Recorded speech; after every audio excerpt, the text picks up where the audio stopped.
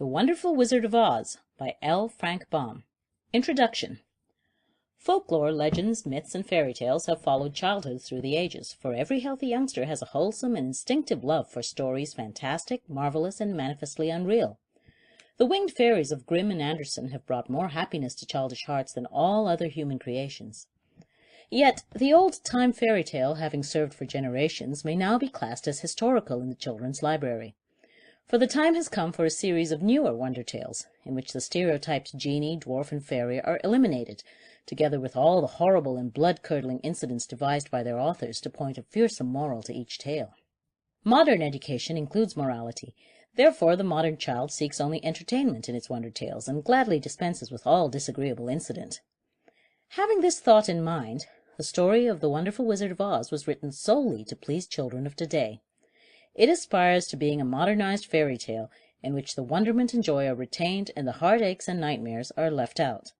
L. Frank Baum, Chicago, April 1900. End of introduction.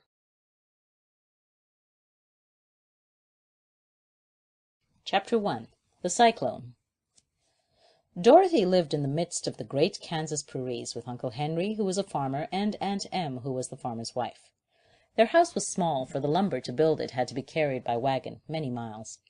There were 4 walls, a floor, and a roof, which made one room, and this room contained a rusty-looking cook-stove, a cupboard for the dishes, a table, 3 or 4 chairs, and the beds. Uncle Henry and Aunt Em had a big bed in one corner, and Dorothy a little bed in another corner. There was no garret at all, and no cellar, except a small hole dug in the ground, called a cyclone cellar, where the family could go in case one of those great whirlwinds arose, mighty enough to crush any building in its path. It was reached by a trap-door in the middle of the floor, from which a ladder led down into a small dark hole. When Dorothy stood in the doorway and looked around, she could see nothing but the great grey prairie on every side. Not a tree nor a house broke the broad sweep of flat country that reached to the edge of the sky in all directions. The sun had baked the ploughed land into a grey mass with little cracks running through it. Even the grass was not green, for the sun had burnt the tops of the long blades until they were the same grey colour to be seen everywhere. Once the house had been painted, but the sun blistered the paint and the rains washed it away. And now the house was as dull and grey as everything else. When Aunt Em came there to live, she was a young, pretty wife. The sun and wind had changed her, too. They had taken the sparkle from her eyes and left them a sober grey. They had taken the red from her cheeks and lips, and they were grey also. She was thin and gaunt, and never smiled now. When Dorothy, who was an orphan, first came to her, Aunt Em had been so startled by the child's laughter that she would scream and press her hand upon her heart whenever Dorothy's merry voice reached her ears, and she still looked at the little girl with wonder that she could find anything to laugh at. Uncle Henry never laughed. He worked hard from morning till night, and did not know what joy was. He was grey also, from his long beard to his rough boots, and he looked stern and solemn, and rarely spoke.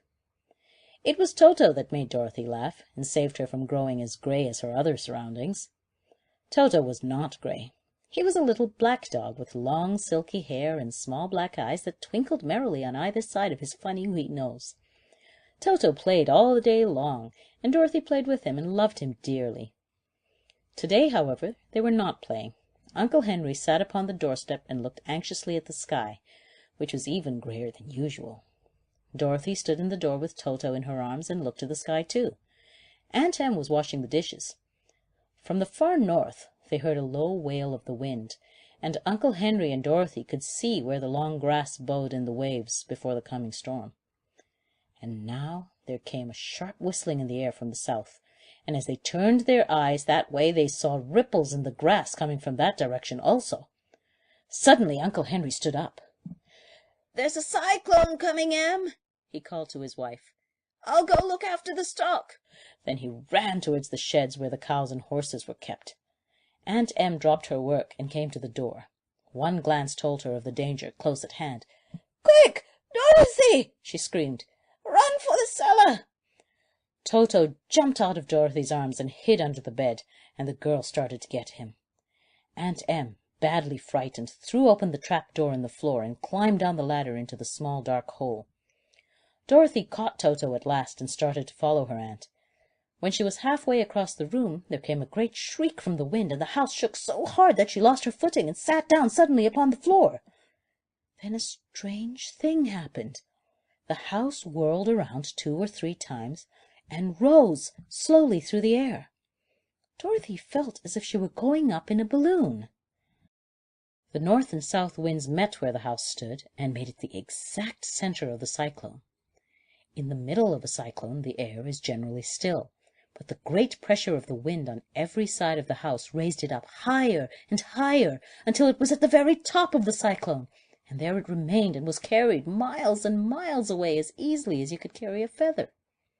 It was very dark, and the wind howled horribly around her, but Dorothy found she was riding quite easily. After the first few whirls around, and one other time when the house tipped badly, she felt as if she were being rocked gently, like a baby in a cradle. Toto did not like it.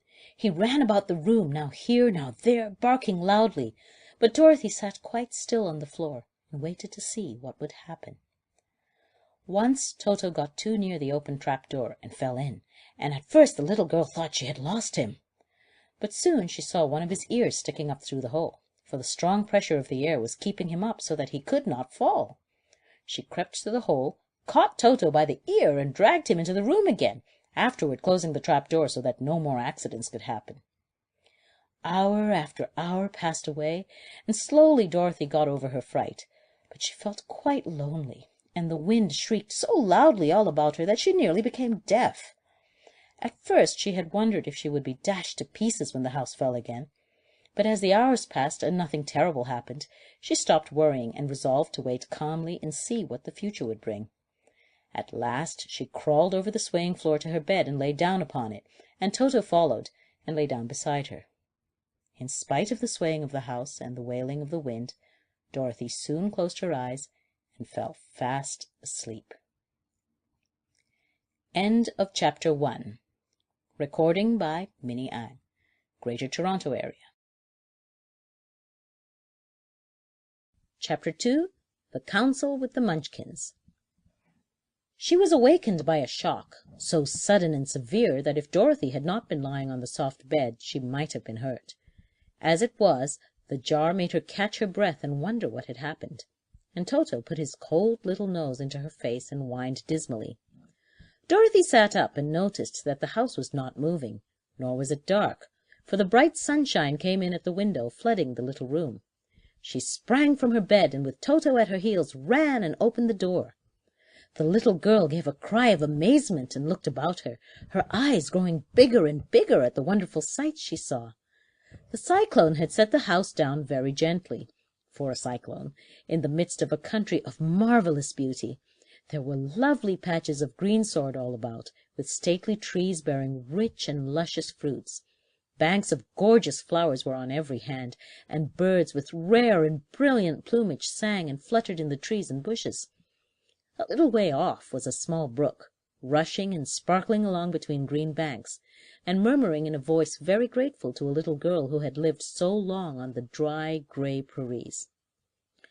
While she stood looking eagerly at the strange and beautiful sights, she noticed, coming toward her, a group of the queerest people she had ever seen. They were not as big as the grown folk she had always been used to, but neither were they very small. In fact, they seemed to be about as tall as Dorothy, who was a well-grown child for her age, although they were, so far as looks go, many years older. 3 were men and 1 a woman, and all were oddly dressed.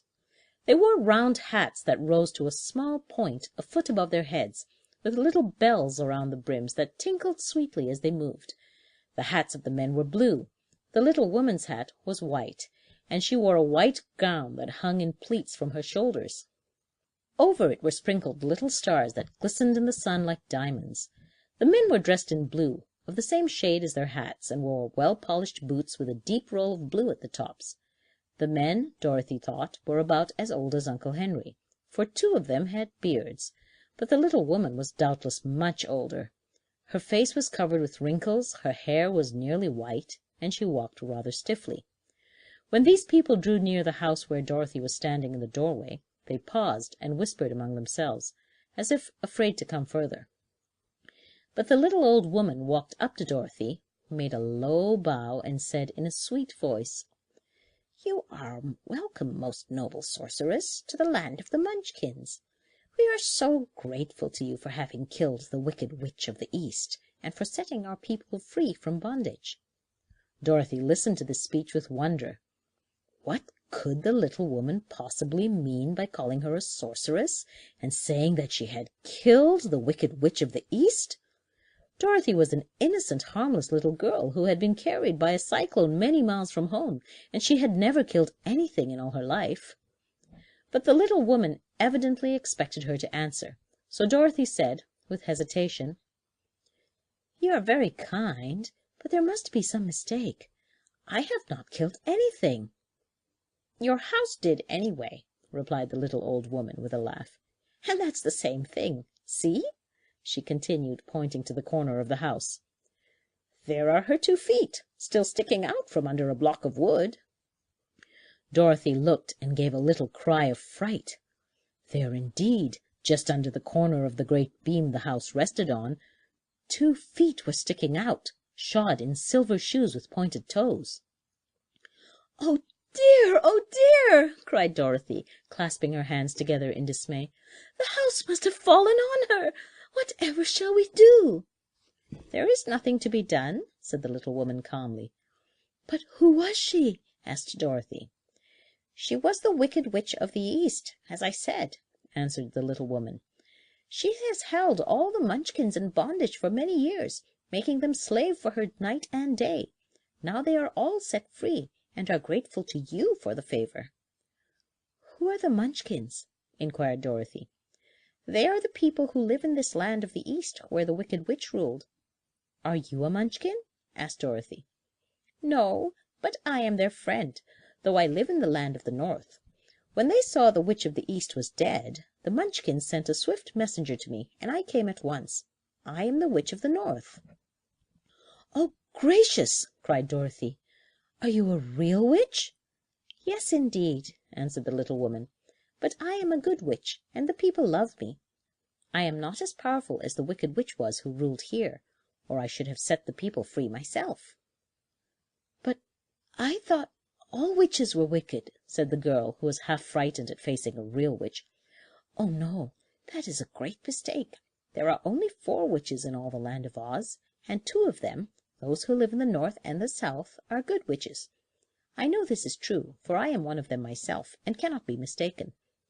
Those who dwelt in the East and the West were indeed wicked witches, but now that you have killed one of them, there is but one wicked witch in all the land of Oz, the one who lives in the West." "But," said Dorothy after a moment's thought, "Aunt Em has told me that the witches were all dead, years and years ago." "Who is Aunt Em?" inquired the little old woman. "She is my aunt, who lives in Kansas, where I come from." The witch of the North seemed to think for a time, with her head bowed and her eyes upon the ground. Then she looked up and said, "I do not know where Kansas is, for I have never heard that country mentioned before. But tell me, is it a civilized country?" "Oh, yes," replied Dorothy. "Then that accounts for it. In the civilized countries I believe there are no witches left, nor wizards, nor sorceresses, nor magicians.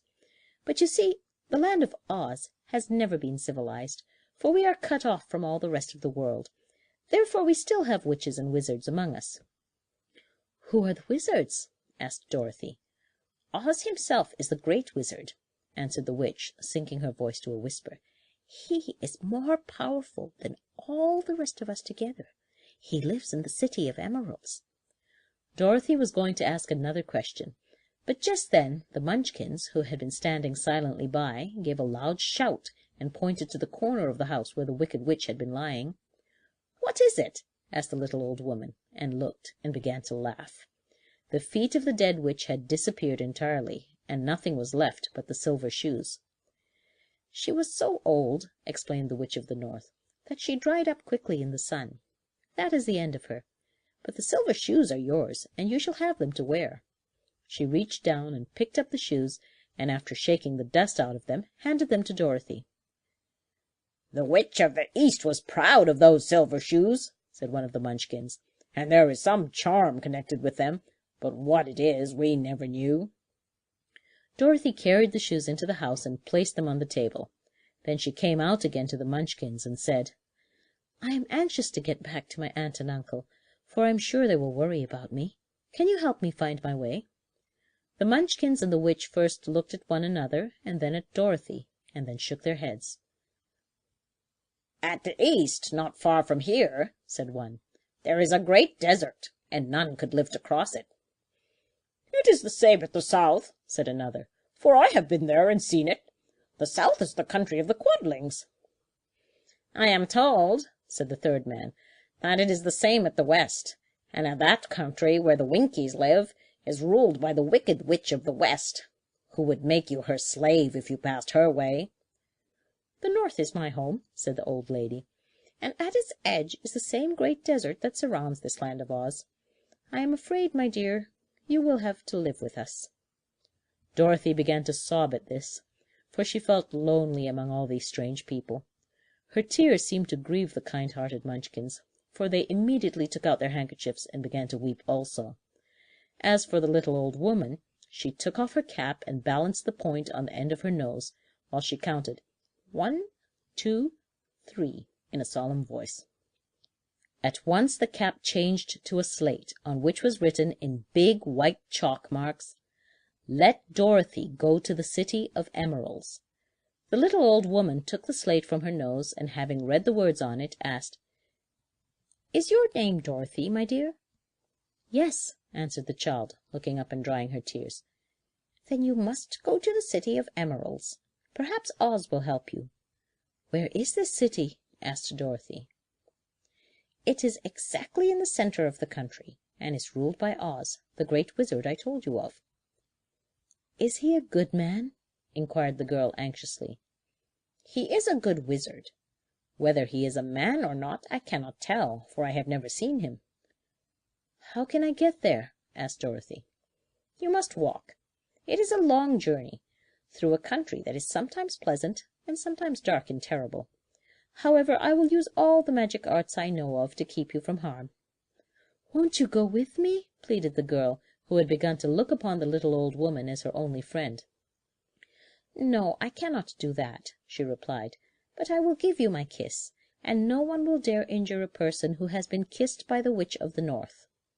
She came close to Dorothy and kissed her gently on the forehead. Where her lips touched the girl they left a round, shining mark, as Dorothy found out soon after. "The road to the City of Emeralds is paved with yellow brick," said the witch, "so you cannot miss it. When you get to Oz, do not be afraid of him, but tell your story and ask him to help you. Good-bye, my dear." The three Munchkins bowed low to her and wished her a pleasant journey, after which they walked away through the trees. The witch gave Dorothy a friendly little nod, whirled around on her left heel 3 times, and straightway disappeared, much to the surprise of little Toto, who barked after her loudly enough when she had gone, because he had been afraid even to growl while she stood by. But Dorothy, knowing her to be a witch, had expected her to disappear in just that way, and was not surprised in the least. End of Chapter 2. Recording by Minni, Greater Toronto Area. Chapter 3. How Dorothy Saved the Scarecrow. When Dorothy was left alone, she began to feel hungry. So she went to the cupboard and cut herself some bread, which she spread with butter. She gave some to Toto, and taking a pail from the shelf, she carried it down to the little brook and filled it with clear, sparkling water. Toto ran over to the trees and began to bark at the birds sitting there. Dorothy went to get him, and saw such delicious fruit hanging from the branches that she gathered some of it, finding it just what she wanted to help out with her breakfast. Then she went back to the house, and having helped herself and Toto to a good drink of cool, clear water, she set about making ready for the journey to the City of Emeralds. Dorothy had only one other dress, but that happened to be clean and was hanging on a peg beside her bed. It was gingham, with checks of white and blue, and although the blue was somewhat faded with many washings, it was still a pretty frock. The girl washed herself carefully, dressed herself in the clean gingham, and tied her pink sunbonnet on her head. She took a little basket and filled it with bread from the cupboard, laying a white cloth over the top. Then she looked down at her feet and noticed how old and worn her shoes were. "They surely will never do for a long journey, Toto," she said. And Toto looked up into her face with his little black eyes and wagged his tail to show he knew what she meant. At that moment Dorothy saw lying on the table the silver shoes that had belonged to the Witch of the East. "I wonder if they will fit me," she said to Toto. "They would be just the thing to take a long walk in, for they could not wear out." She took off her old leather shoes and tried on the silver ones, which fitted her as well as if they had been made for her. Finally she picked up her basket. "Come along, Toto," she said. "We will go to the Emerald City and ask the Great Oz how to get back to Kansas again." She closed the door, locked it, and put the key carefully in the pocket of her dress. And so, with Toto trotting along soberly behind her, she started on her journey. There were several roads near by, but it did not take her long to find the one paved with yellow bricks. Within a short time she was walking briskly toward the Emerald City, her silver shoes tinkling merrily on the hard yellow road bed. The sun shone bright, and the birds sang sweetly, and Dorothy did not feel nearly so bad as you might think a little girl who had been suddenly whisked away from her own country and set down in the midst of a strange land. She was surprised as she walked along to see how pretty the country was about her. There were neat fences at the sides of the road, painted a dainty blue color, and beyond them were fields of grain and vegetables in abundance. Evidently the Munchkins were good farmers and able to raise large crops. Once in a while she would pass a house, and the people came out to look at her and bow low as she went by, for everyone knew she had been the means of destroying the wicked witch and setting them free from bondage. The houses of the Munchkins were odd-looking dwellings, for each was round, with a big dome for a roof. All were painted blue, for in this country of the East blue was the favorite color. Toward evening, when Dorothy was tired with her long walk and began to wonder where she should pass the night, she came to a house rather larger than the rest. On the green lawn before it many men and women were dancing. 5 little fiddlers played as loudly as possible, and the people were laughing and singing, while a big table near by was loaded with delicious fruits and nuts, pies, cakes, and many other good things to eat. The people greeted Dorothy kindly, and invited her to supper and to pass the night with them, for this was the home of one of the richest Munchkins in the land, and his friends were gathered with him to celebrate their freedom from the bondage of the wicked witch. Dorothy ate a hearty supper, and was waited upon by the rich Munchkin himself, whose name was Bock. Then she sat down upon a settee and watched the people dance. When Bock saw her silver shoes, he said, "You must be a great sorceress." "Why?" asked the girl. "Because you wear silver shoes, and have killed the wicked witch. Besides, you have white in your frock, and only witches and sorceresses wear white." "My dress is blue and white checked," said Dorothy, smoothing out the wrinkles in it. "It is kind of you to wear that," said Bock. "Blue is the color of the Munchkins, and white is the witch color, so we know you are a friendly witch."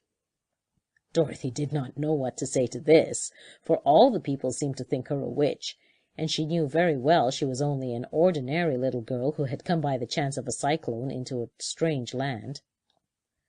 When she had tired of watching the dancing, Bock led her into the house, where he gave her a room with a pretty bed in it. The sheets were made of blue cloth, and Dorothy slept soundly in them till morning, with Toto curled up on the blue rug beside her. She ate a hearty breakfast, and watched a wee Munchkin baby who played with Toto and pulled his tail and crowed and laughed in a way that greatly amused Dorothy.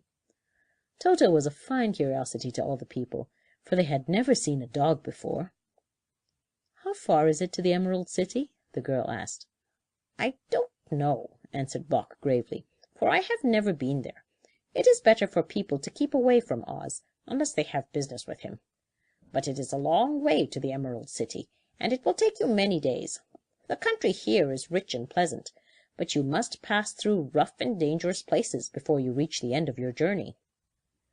This worried Dorothy a little, but she knew that only the Great Oz could help her get to Kansas again, so she bravely resolved not to turn back. She bade her friends good-bye, and again started along the road of yellow brick. When she had gone several miles, she thought she would stop to rest, and so climbed to the top of a fence beside the road and sat down. There was a great cornfield beyond the fence, and not far away she saw a scarecrow, placed high on a pole to keep the birds from the ripe corn.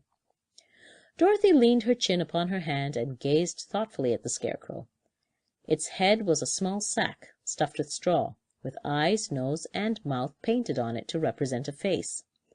An old pointed blue hat that had belonged to some Munchkin was perched on its head, and the rest of the figure was a blue suit of clothes, worn and faded, which had also been stuffed with straw.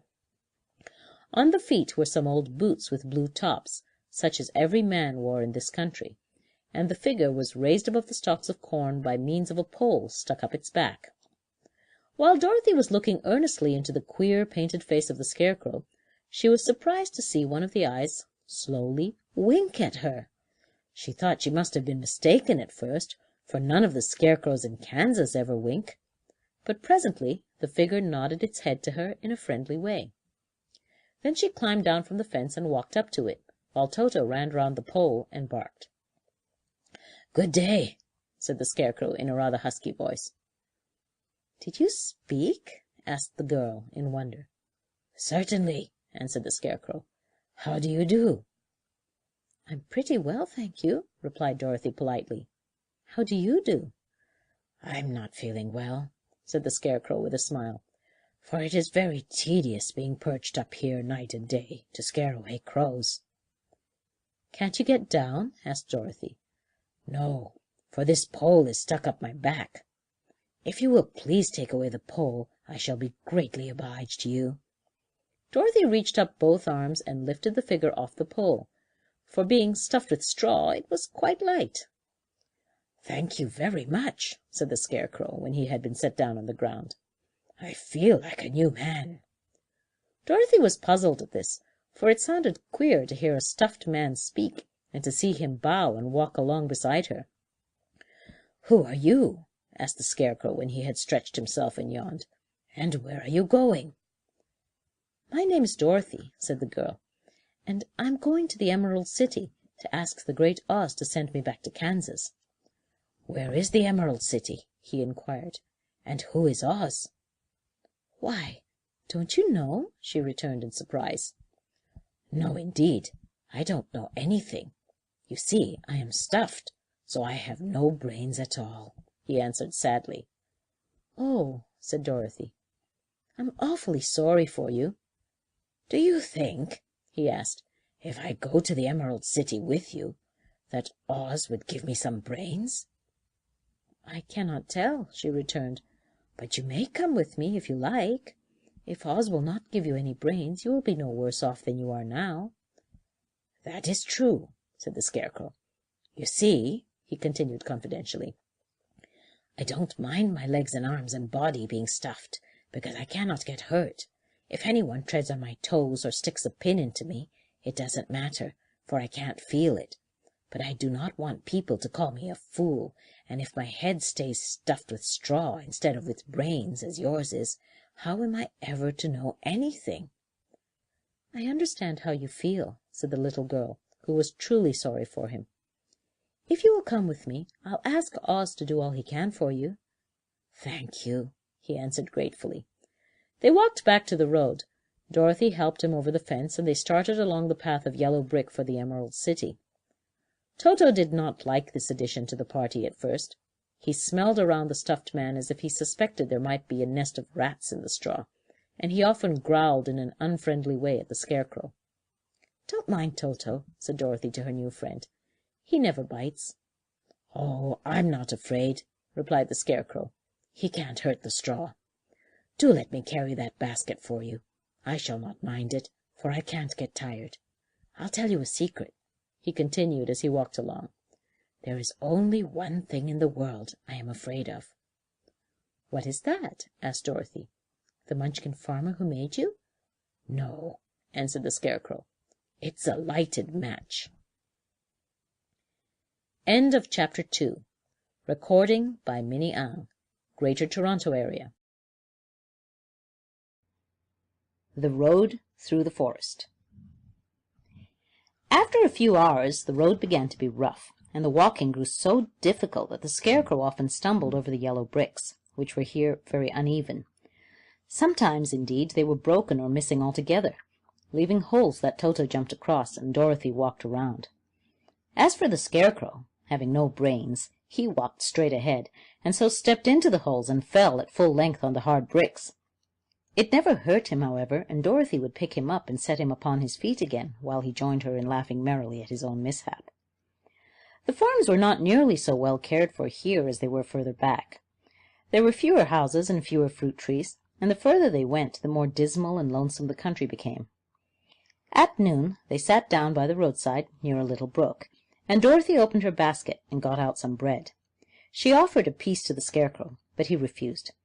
"I am never hungry," he said, "and it is a lucky thing I am not, for my mouth is only painted, and if I should cut a hole in it so I could eat, the straw I am stuffed with would come out, and that would spoil the shape of my head."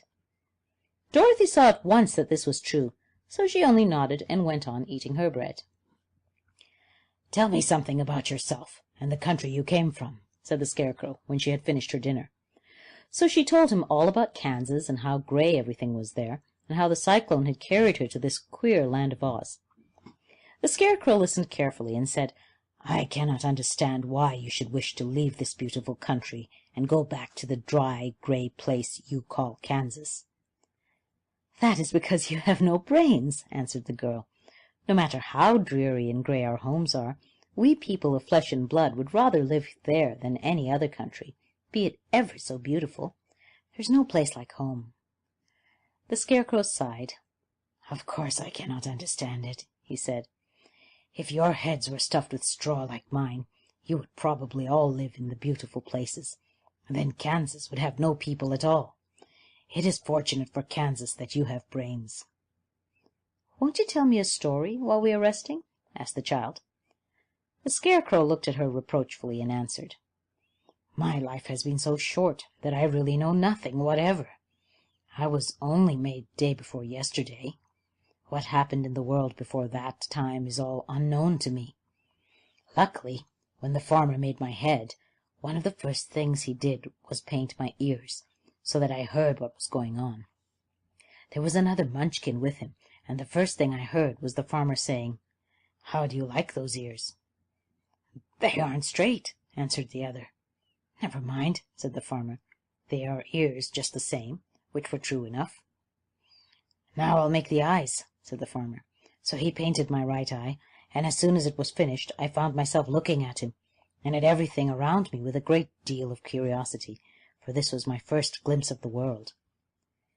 'That's a rather pretty eye,' remarked the Munchkin, who was watching the farmer. 'Blue paint is just the color for eyes.' 'I think I'll make the other a little bigger,' said the farmer. And when the second eye was done I could see much better than before. Then he made my nose and my mouth, but I did not speak, because at that time I didn't know what a mouth was for.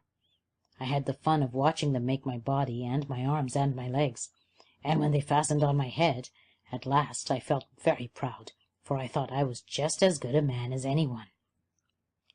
'This fellow will scare the crows fast enough,' said the farmer. 'He looks just like a man.'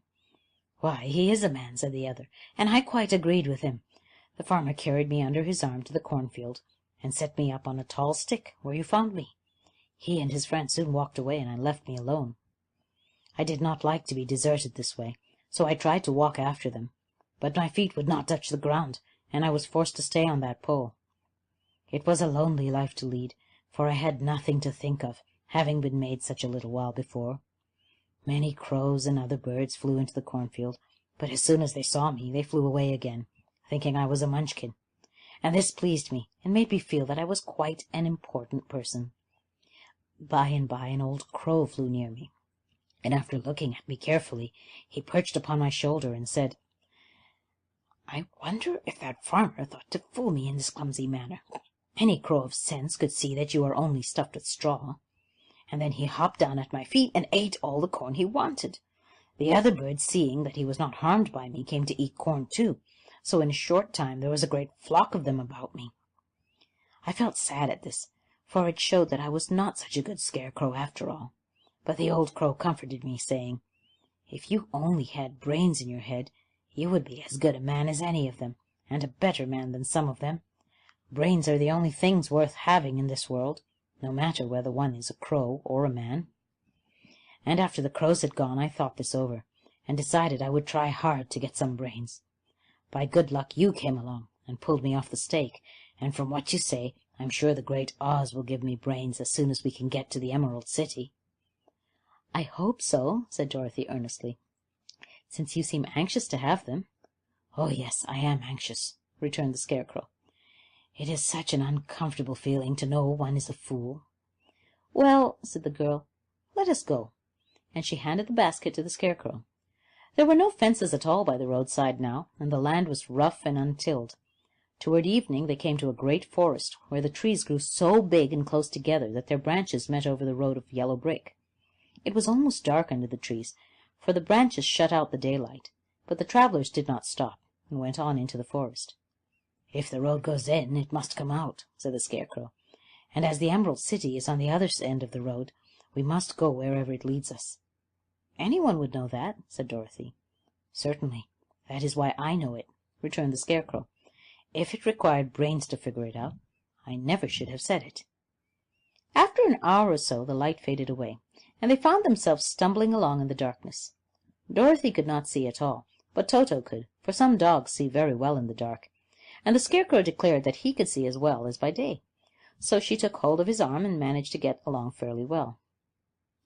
"If you see any house or any place where we can pass the night," she said, "you must tell me, for it's very uncomfortable walking in the dark." Soon after, the Scarecrow stopped. "I see a little cottage at the right of us," he said, "built of logs and branches. Shall we go there?" "Yes, indeed," answered the child. "I am all tired out." So the Scarecrow led her through the trees until they reached the cottage, and Dorothy entered and found a bed of dried leaves in one corner. She lay down at once, and with Toto beside her, soon fell into a sound sleep. The Scarecrow, who was never tired, stood up in another corner and waited patiently until morning came. End of Chapter 4. Recording by Minni, Ontario, Canada. The Rescue of the Tin Woodman. When Dorothy awoke, the sun was shining through the trees, and Toto had been long out chasing birds around him and squirrels. She sat up and looked around her. Scarecrow, still standing patiently in his corner, waiting for her. "We must go and search for water," she said to him. "Why do you want water?" he asked. "To wash my face clean after the dust of the road, and to drink, so the dry bread will not stick in my throat." "It must be inconvenient to be made of flesh," said the Scarecrow thoughtfully, "for you must sleep and eat and drink. However, you have brains, and it's worth a lot of bother to be able to think properly." They left the cottage and walked through the trees until they found a little spring of clear water, where Dorothy drank and bathed and ate her breakfast. She saw there was not much bread left in the basket, and the girl was thankful that the Scarecrow did not have to eat anything, for there was scarcely enough for herself and Toto for the day. When she had finished her meal and was about to go back to the road of yellow brick, she was startled to hear a deep groan near by. "What is that?" she asked timidly. "I cannot imagine," replied the Scarecrow, "but we can go and see."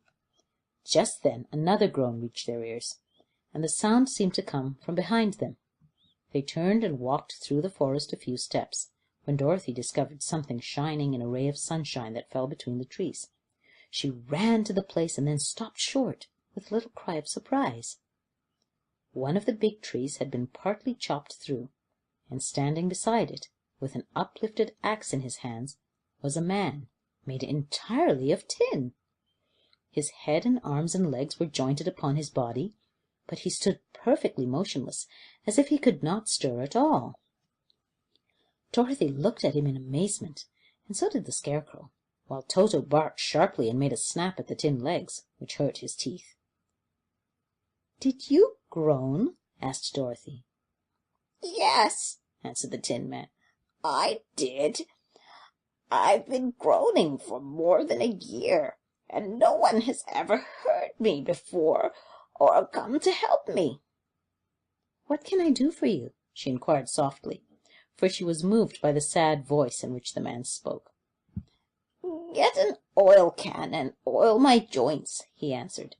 "They are rusted so badly that I cannot move them at all. If I am well oiled, I shall soon be all right again. You will find an oil can on a shelf in my cottage." Dorothy at once ran back to the cottage and found the oil can, and then she returned and asked anxiously, "Where are your joints?" "Oil my neck first," replied the Tin Woodman. So she oiled it, and as it was quite badly rusted, the Scarecrow took hold of the tin head and moved it gently from side to side until it worked freely, and then the man could turn it himself. "Now oil the joints in my arms," he said, and Dorothy oiled them, and the Scarecrow bent them carefully until they were quite free from rust and as good as new. The Tin Woodman gave a sigh of satisfaction and lowered his axe, which he leaned against the tree. "This is a great comfort," he said. "I have been holding that axe in the air ever since I rusted, and I'm glad to be able to put it down at last. Now, if you will oil the joints of my legs, I shall be all right once more." So they oiled his legs until he could move them freely, and he thanked them again and again for his release, for he seemed a very polite creature, and was very grateful. "I might have stood there always if you had not come along," he said. "So you have certainly saved my life. How did you happen to be here?"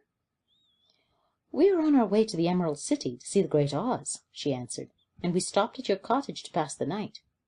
"Why do you wish to see Oz?" he asked. "I want him to send me back to Kansas, and the Scarecrow wants him to put a few brains into his head," she replied. The Tin Woodman appeared to think deeply for a moment. Then he said, "Do you suppose Oz could give me a heart?" "Why, I guess so," Dorothy answered. "It would be as easy as to give the Scarecrow brains." "True," the Tin Woodman returned. "So, if you will allow me to join your party, I will also go to the Emerald City and ask Oz to help me." "Come along," said the Scarecrow heartily, and Dorothy added that she would be pleased to have his company. So the Tin Woodman shouldered his axe, and they all passed through the forest until they came to the road that was paved with yellow brick. The Tin Woodman had asked Dorothy to put the oil can in her basket. "For," he said, "if I should get caught in the rain and rust again, I would need the oil can badly." It was a bit of good luck to have their new comrade join the party, for soon after they had begun their journey again, they came to a place where the trees and branches grew so thick over the road that the travellers could not pass. But the Tin Woodman set to work with his axe and chopped so well that soon he cleared a passage for the entire party. Dorothy was thinking so earnestly as they walked along that she did not notice when the Scarecrow stumbled into a hole and rolled over to the side of the road. Indeed, he was obliged to call to her to help him up again. "Why don't you walk around the hole?" asked the Tin Woodman. "I don't know enough," replied the Scarecrow cheerfully. "My head is stuffed with straw, you know, and that's why I'm going to Oz to ask him for some brains." "Oh, I see," said the Tin Woodman. "But after all, brains are not the best things in the world." "Have you any?" inquired the Scarecrow. "No, my head is quite empty," answered the Woodman. "But once I had brains, and a heart also, so having tried them both, I should much rather have a heart." "And why is that?" asked the Scarecrow. "I will tell you my story, and then you will know." So, while they were walking through the forest, the Tin Woodman told the following story. "I was born the son of a woodman who chopped down trees in the forest and sold the wood for a living. When I grew up, I too became a wood chopper, and after my father died, I took care of my old mother as long as she lived. Then I made up my mind that instead of living alone, I would marry, so that I might not become lonely. There was one of the Munchkin girls who was so beautiful that I soon grew to love her with all my heart. She, on her part, promised to marry me as soon as I could earn enough money to build a better house for her. So I set to work harder than ever. But the girl lived with an old woman who did not want her to marry anyone, for she was so lazy she wished the girl to remain with her and do the cooking and the housework. So the old woman went to the Wicked Witch of the East and promised her 2 sheep and a cow if she would prevent the marriage. Thereupon the Wicked Witch enchanted my axe, and when I was chopping away at my best one day, for I was anxious to get the new house and my wife as soon as possible, the axe slipped all at once and cut off my left leg. This at first seemed a great misfortune, for I knew a one-legged man would not do very well as a wood chopper. So I went to a tinsmith and had him make me a new leg out of tin. The leg worked very well, once I was used to it, but my action angered the wicked witch of the East, for she had promised the old woman that I should not marry the pretty Munchkin girl. When I began chopping again, my axe slipped and cut off my right leg. Again I went to the tinsmith, and again he made me a leg out of tin. After this, the enchanted axe cut off my arms, one after the other, but nothing daunted, I had them replaced with tin ones. The wicked witch then made the axe slip and cut off my head, and at first I thought that was the end of me. But the tinsmith happened to come along, and he made me a new head out of tin. I thought I had beaten the wicked witch then, and I worked harder than ever. But I little knew how cruel my enemy could be. She thought of a new way to kill my love for the beautiful Munchkin maiden, and made my axe slip again, so that it cut right through my body, splitting me into two halves. Once more the tinsmith came to my help and made me a body of tin, fastening my tin arms and legs and head to it by means of joints, so that I could move around as well as ever. But alas, I had now no heart, so that I lost all my love for the Munchkin girl, and did not care whether I married her or not. I suppose she is still living with the old woman, waiting for me to come after her. My body shone so brightly in the sun that I felt very proud of it, and it did not matter now if my axe slipped, for it could not cut me. There was only one danger, that my joints would rust, but I kept an oil can in my cottage, and took care to oil myself whenever I needed it. However, there came a day when I forgot to do this, and being caught in a rainstorm, before I thought of the danger, my joints had rusted, and I was left to stand in the woods until you came to help me. It was a terrible thing to undergo, but during the year I stood there, I had time to think that the greatest loss I had known was the loss of my heart. While I was in love, I was the happiest man on earth, but no one can love who has not a heart, and so I am resolved to ask Oz to give me one.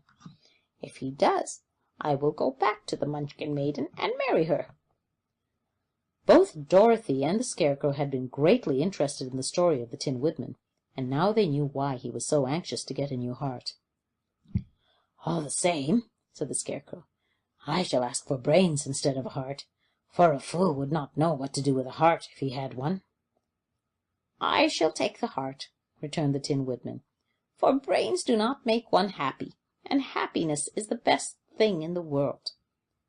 Dorothy did not say anything, for she was puzzled to know which of her two friends was right, and she decided that if only she could get back to Kansas and Aunt Em, it did not matter so much whether the Woodman had no brains and the Scarecrow had no heart, or each got what he wanted.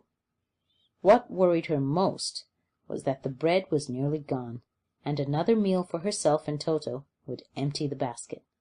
To be sure, neither the Woodman nor the Scarecrow ever ate anything, but she was not made of tin nor straw, and could not live unless she was fed. End of Chapter 5. Recording by Minni, Ontario, Canada. Chapter 6. The Cowardly Lion. All this time, Dorothy and her companions had been walking through the thick woods. The road was still paved with yellow brick, but these were much covered by dried branches and dead leaves from the trees, and the walking was not at all good. There were few birds in this part of the forest, for birds love the open country where there is plenty of sunshine. But now and then there came a deep growl from some animal hidden among the trees. These sounds made the little girl's heart beat fast, for she did not know what made them. But Toto knew, and he walked close to Dorothy's side, and did not even bark in return. "How long will it be," the child asked of the Tin Woodman, "before we are out of the forest?" "I cannot tell," was the answer, "for I have never been to the Emerald City. But my father went there once, when I was a boy, and he said it was a long journey through a dangerous country. Although nearer to the city where Oz dwells, the country is beautiful. But I am not afraid, so long as I have my oil can. And nothing can hurt the Scarecrow, while you bear upon your forehead the mark of the Good Witch's kiss, and that will protect you from harm." "But Toto," the girl said anxiously, "what will protect him?" "We must protect him ourselves if he is in danger," replied the Tin Woodman. Just as he spoke, there came from the forest a terrible roar, and the next moment a great lion bounded into the road. With one blow of his paw, he sent the Scarecrow spinning over and over to the edge of the road, and then he struck at the Tin Woodman with his sharp claws. But to the lion's surprise, he could make no impression on the tin, although the woodman fell over in the road and lay still. Little Toto, now that he had an enemy to face, ran barking toward the lion, and the great beast had opened his mouth to bite the dog. When Dorothy, fearing Toto would be killed and heedless of danger, rushed forward and slapped the lion upon his nose as hard as she could, while she cried out, "Don't you dare to bite Toto! You ought to be ashamed of yourself, a big beast like you, to bite a poor little dog." "I didn't bite him," said the lion, as he rubbed his nose with his paw where Dorothy had hit it. "No, but you tried to," she retorted. "You are nothing but a big coward." "I know it," said the lion, hanging his head in shame. "I've always known it, but how can I help it?" "I don't know, I'm sure. To think of your striking a stuffed man like a poor Scarecrow." "Is he stuffed?" asked the lion in surprise, as he watched her pick up the Scarecrow and set him upon his feet while she patted him into shape again. "Of course he's stuffed," replied Dorothy, who was still angry. "That's why he went over so easily," remarked the lion. "It astonished me to see him whirl around so. Is the other one stuffed also?" "No," said Dorothy. "He is made of tin," and she helped the woodman up again.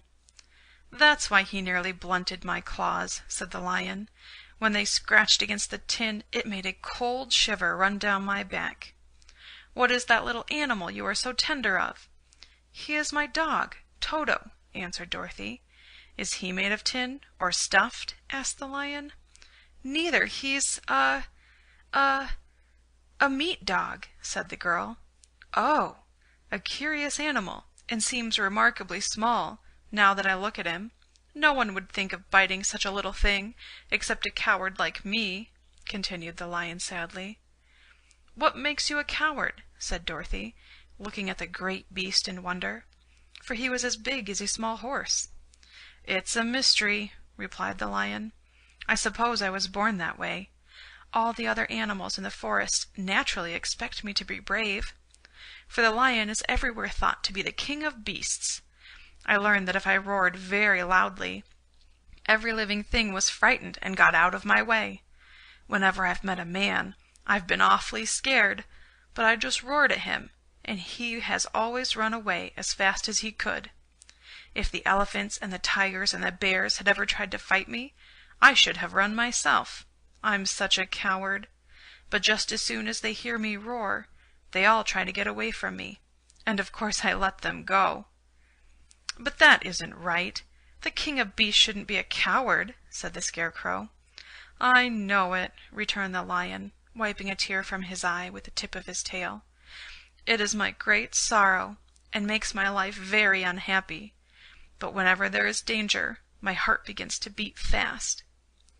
"Perhaps you have heart disease," said the Tin Woodman. "It may be," said the lion. "If you have," continued the Tin Woodman, "you ought to be glad, for it proves you have a heart. For my part, I have no heart, so I cannot have heart disease." "Perhaps," said the lion thoughtfully, "if I had no heart, I should not be a coward." "Have you brains?" asked the Scarecrow. "I suppose so. I've never looked to see," replied the lion. "I am going to the Great Oz to ask him to give me some," remarked the Scarecrow, "for my head is stuffed with straw." "And I'm going to ask him to give me a heart," said the Woodman. "And I'm going to ask him to send Toto and me back to Kansas," added Dorothy. "Do you think Oz could give me courage?" asked the Cowardly Lion. "Just as easily as he could give me brains," said the Scarecrow. "Or give me a heart," said the Tin Woodman. "Or send me back to Kansas," said Dorothy. "Then if you don't mind, I'll go with you," said the Lion, "for my life is simply unbearable without a bit of courage." "You will be very welcome," answered Dorothy, "for you will help keep away the other wild beasts. It seems to me they must be more cowardly than you are, if they allow you to scare them so easily." "They really are," said the Lion, "but that doesn't make me any braver, and as long as I know myself to be a coward, I shall be unhappy." So once more the little company set off upon the journey, the Lion walking with stately strides at Dorothy's side. Toto did not approve of this new comrade at first, for he could not forget how nearly he had been crushed between the Lion's great jaws. But after a time he became more at ease, and presently Toto and the Cowardly Lion had grown to be good friends. During the rest of that day there was no other adventure to mar the peace of their journey. Once, indeed, the Tin Woodman stepped upon a beetle that was crawling along the road, and killed the poor little thing. This made the Tin Woodman very unhappy, for he was always careful not to hurt any living creature. And as he walked along, he wept several tears of sorrow and regret. These tears ran slowly down his face and over the hinges of his jaw, and there they rested. When Dorothy presently asked him a question, the Tin Woodman could not open his mouth, for his jaws were tightly rusted together. He became greatly frightened at this, and made many motions to Dorothy to relieve him, but she could not understand. The Lion was so puzzled to know what was wrong. But the Scarecrow seized the oil can from Dorothy's basket and oiled the Woodman's jaws, so that after a few moments he could talk as well as before. "This will serve me a lesson," he said, "to look where I step, for if I should kill another bug or beetle, I would surely cry again, and crying rusts my jaws so that I cannot speak." Thereafter he walked very carefully, with his eyes on the road, and when he saw a tiny ant toiling by, he would step over it so as not to harm it. The Tin Woodman knew very well he had no heart, and therefore he took great care never to be cruel or unkind to anything. "You people with hearts," he said, "have something to guide you, and need never do wrong. But I have no heart, and so I must be very careful. When Oz gives me a heart, of course, I needn't mind so much." End of Chapter 6. Chapter 7. The Journey to the Great Oz. They were obliged to camp out that night under a large tree in the forest, for there were no houses near. The tree made a good thick covering to protect them from the dew, and the Tin Woodman chopped a great pile of wood with his axe, and Dorothy built a splendid fire that warmed her and made her feel less lonely. She and Toto ate the last of their bread, and now she did not know what they would do for breakfast. "If you wish," said the Lion, "I will go into the forest and kill a deer for you. You can roast it by the fire, since your tastes are so peculiar that you prefer cooked food, and then you will have a very good breakfast." "Don't, please don't," begged the Tin Woodman. "I should certainly weep if you killed a poor deer, and then my jaws would rust again." But the Lion went away into the forest and found his own supper, and no one ever knew what it was, for he didn't mention it. And the Scarecrow found a tree full of nuts and filled Dorothy's basket with them, so that she would not be hungry for a long time. She thought this was very kind and thoughtful of the Scarecrow, but she laughed heartily at the awkward way in which the poor creature picked up the nuts. His padded hands were so clumsy, and the nuts were so small, that he dropped almost as many as he put in the basket. But the Scarecrow did not mind how long it took him to fill the basket, for it enabled him to keep away from the fire, as he feared a spark might get into his straw and burn him up. So he kept a good distance away from the flames, and only came near to cover Dorothy with dry leaves when she lay down to sleep. These kept her very snug and warm, and she slept soundly until morning. When it was daylight, the girl bathed her face in a little rippling brook, and soon after they all started toward the Emerald City. This was to be an eventful day for the travelers. They had hardly been walking an hour when they saw before them a great ditch that crossed the road and divided the forest as far as they could see on either side. It was a very wide ditch, and when they crept up to the edge and looked into it, They could see it was also very deep, and there were many big, jagged rocks at the bottom. The sides were so steep that none of them could climb down, and for a moment it seemed that their journey must end. "What shall we do?" asked Dorothy despairingly. "I haven't the faintest idea," said the Tin Woodman, and the Lion shook his shaggy mane and looked thoughtful. But the Scarecrow said, "We cannot fly, that is certain. Neither can we climb down into this great ditch. Therefore, if we cannot jump over, we must stop where we are." "I think I could jump over it," said the Cowardly Lion, after measuring the distance carefully in his mind. "Then we are all right," answered the Scarecrow, "for you can carry us all over on your back, one at a time." "We'll try it," said the Lion. "Who will go first?" "I will," declared the Scarecrow, "for if you found that you could not jump over the gulf, Dorothy would be killed, or the Tin Woodman badly dented on the rocks below. But if I am on your back, it will not matter so much, for the fall would not hurt me at all." "I am terribly afraid of falling myself," said the Cowardly Lion, "but I suppose there is nothing to do but try it. So get on my back and we will make the attempt." The Scarecrow sat upon the Lion's back, and the big beast walked to the edge of the gulf and crouched down. "Why don't you run and jump?" asked the Scarecrow. "Because that isn't the way we lions do these things," he replied. Then, giving a great spring, he shot through the air and landed safely on the other side. They were all greatly pleased to see how easily he did it, and after the Scarecrow had got down from his back, the Lion sprang across the ditch again. Dorothy thought she would go next. She took Toto in her arms and climbed on the Lion's back, holding tightly to his mane with one hand. The next moment it seemed as if she were flying through the air, and then before she had time to think about it, she was safe on the other side. The Lion went back a third time and got the Tin Woodman, and then they all sat down for a few moments to give the beast a chance to rest, for his great leaps had made his breath short, and he panted like a big dog that had been running too long. They found the forest very thick on this side, and it looked dark and gloomy. After the Lion had rested, they started along the road of yellow brick, silently wondering, each in his own mind, if ever they would come to the end of the woods, and reach the bright sunshine again.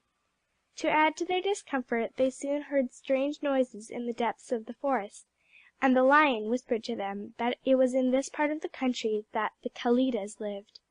"What are the Kalidas?" asked the girl. "They are monstrous beasts, with bodies like bears and heads like tigers," replied the Lion, "and with claws so long and sharp that they could tear me in two as easily as I could kill Toto. I'm terribly afraid of the Kalidas." "I'm not surprised that you are," returned Dorothy. "They must be dreadful beasts." The Lion was about to reply when suddenly they came to another gulf across the road, but this one was so broad and deep that the Lion knew at once he could not leap across it. So they sat down to consider what they should do, and after serious thought the Scarecrow said, "Here is a great tree standing close to the ditch. If the Tin Woodman can chop it down so that it will fall to the other side, we can walk across it easily." "That is a first-rate idea," said the Lion. "One would almost suspect you had brains in your head instead of straw." The Woodman set to work at once, and so sharp was his axe that the tree was soon chopped nearly through. Then the Lion put his strong front legs against the tree and pushed with all his might, and slowly the big tree tipped and fell with a crash across the ditch, with its top branches on the other side. They had just started to cross this queer bridge, when a sharp growl made them all look up, and to their horror they saw running toward them two great beasts with bodies like bears and heads like tigers. "They are the Kalidas!" said the Cowardly Lion, beginning to tremble. "Quick!" cried the Scarecrow. "Let us cross over." So Dorothy went first, holding Toto in her arms. The Tin Woodman followed, and the Scarecrow came next. The Lion, although he was certainly afraid, turned to face the Kalidas, and then he gave so loud and terrible a roar that Dorothy screamed and the Scarecrow fell over backward, while even the fierce beasts stopped short and looked at him in surprise.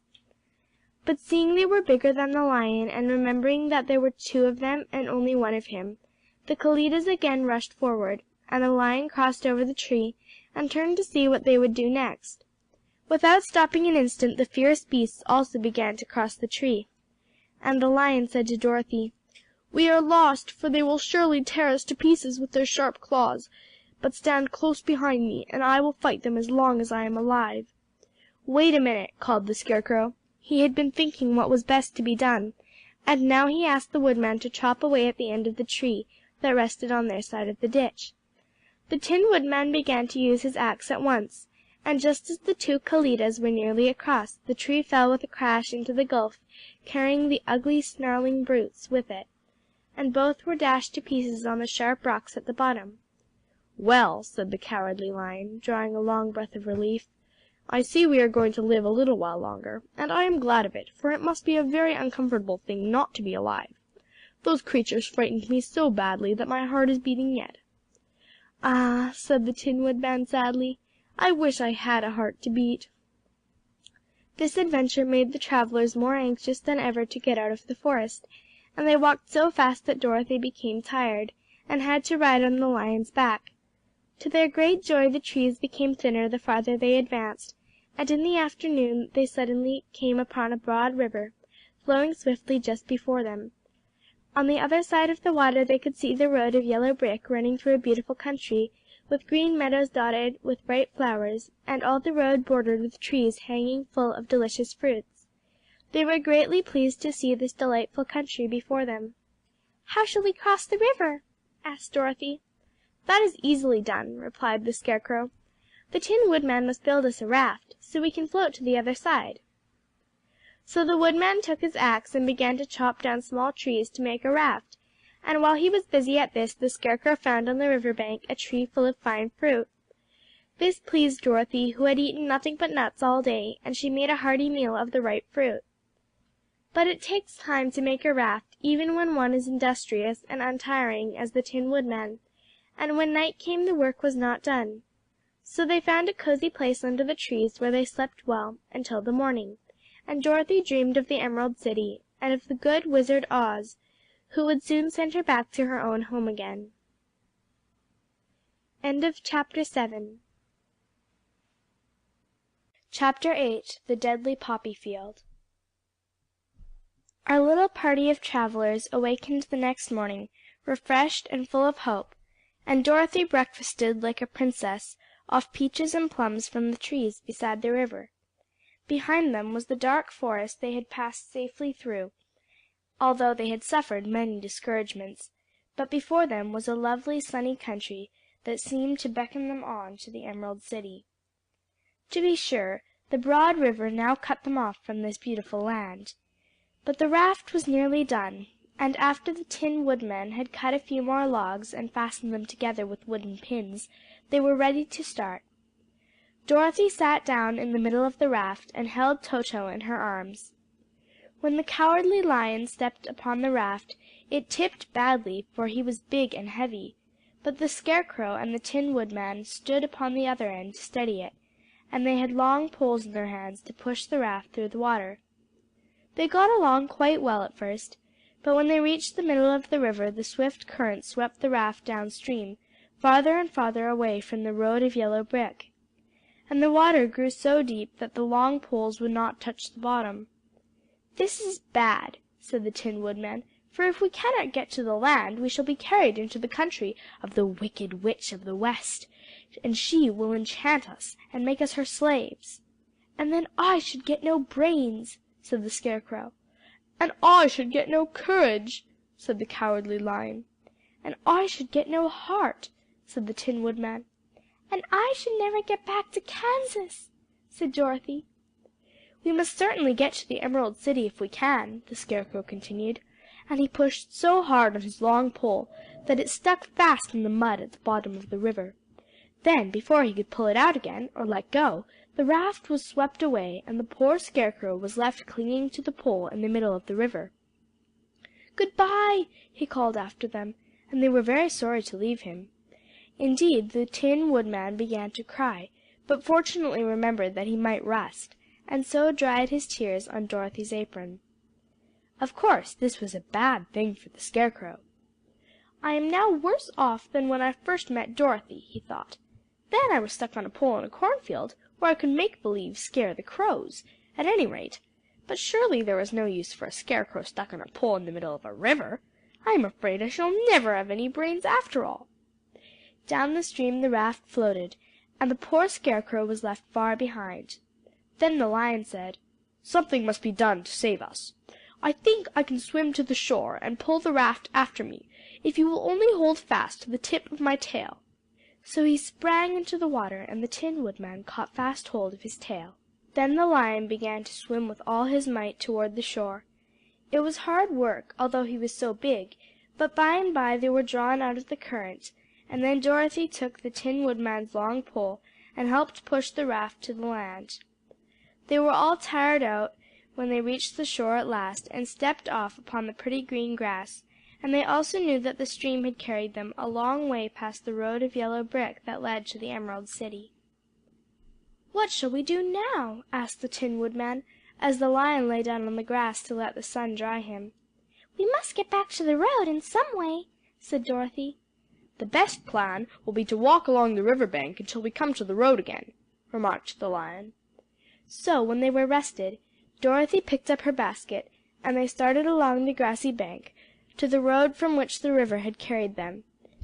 It was a lovely country, with plenty of flowers and fruit trees and sunshine to cheer them, and had they not felt so sorry for the poor Scarecrow, they could have been very happy. They walked along as fast as they could, Dorothy only stopping once to pick a beautiful flower, and after a time the Tin Woodman cried out, "Look!" Then they all looked at the river, and saw the Scarecrow perched upon his pole in the middle of the water, looking very lonely and sad. "What can we do to save him?" asked Dorothy. The Lion and the Woodman both shook their heads, for they did not know. So they sat down upon the bank and gazed wistfully at the Scarecrow until a Stork flew by, who, upon seeing them, stopped to rest at the water's edge. "Who are you, and where are you going?" asked the Stork. "I am Dorothy," answered the girl, "and these are my friends, the Tin Woodman and the Cowardly Lion, and we are going to the Emerald City."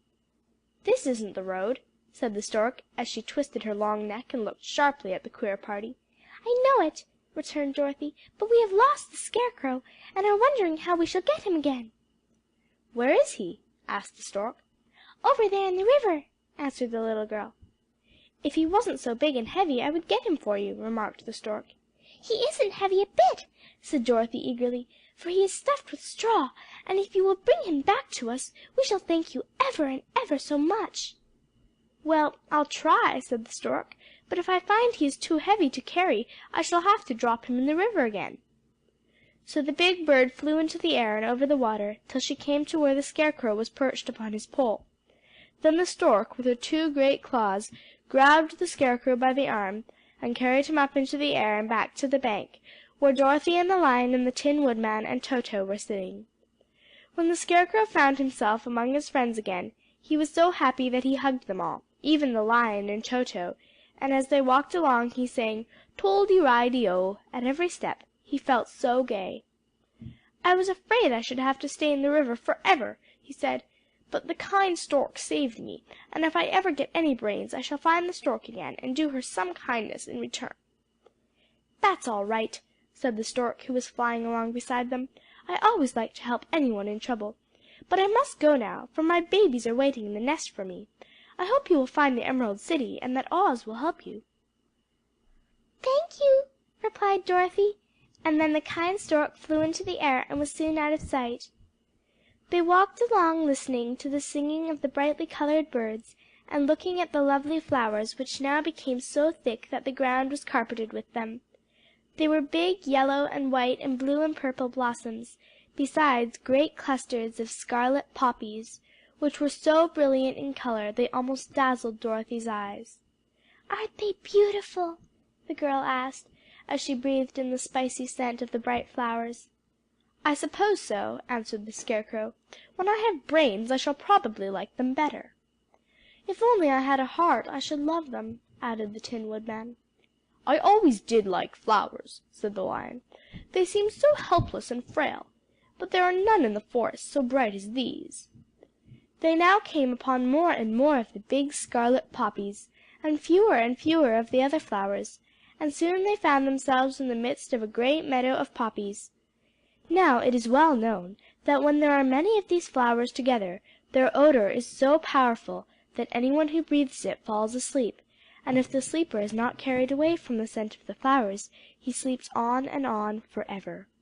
But Dorothy did not know this, nor could she get away from the bright red flowers that were everywhere about, so presently her eyes grew heavy, and she felt she must sit down to rest and sleep.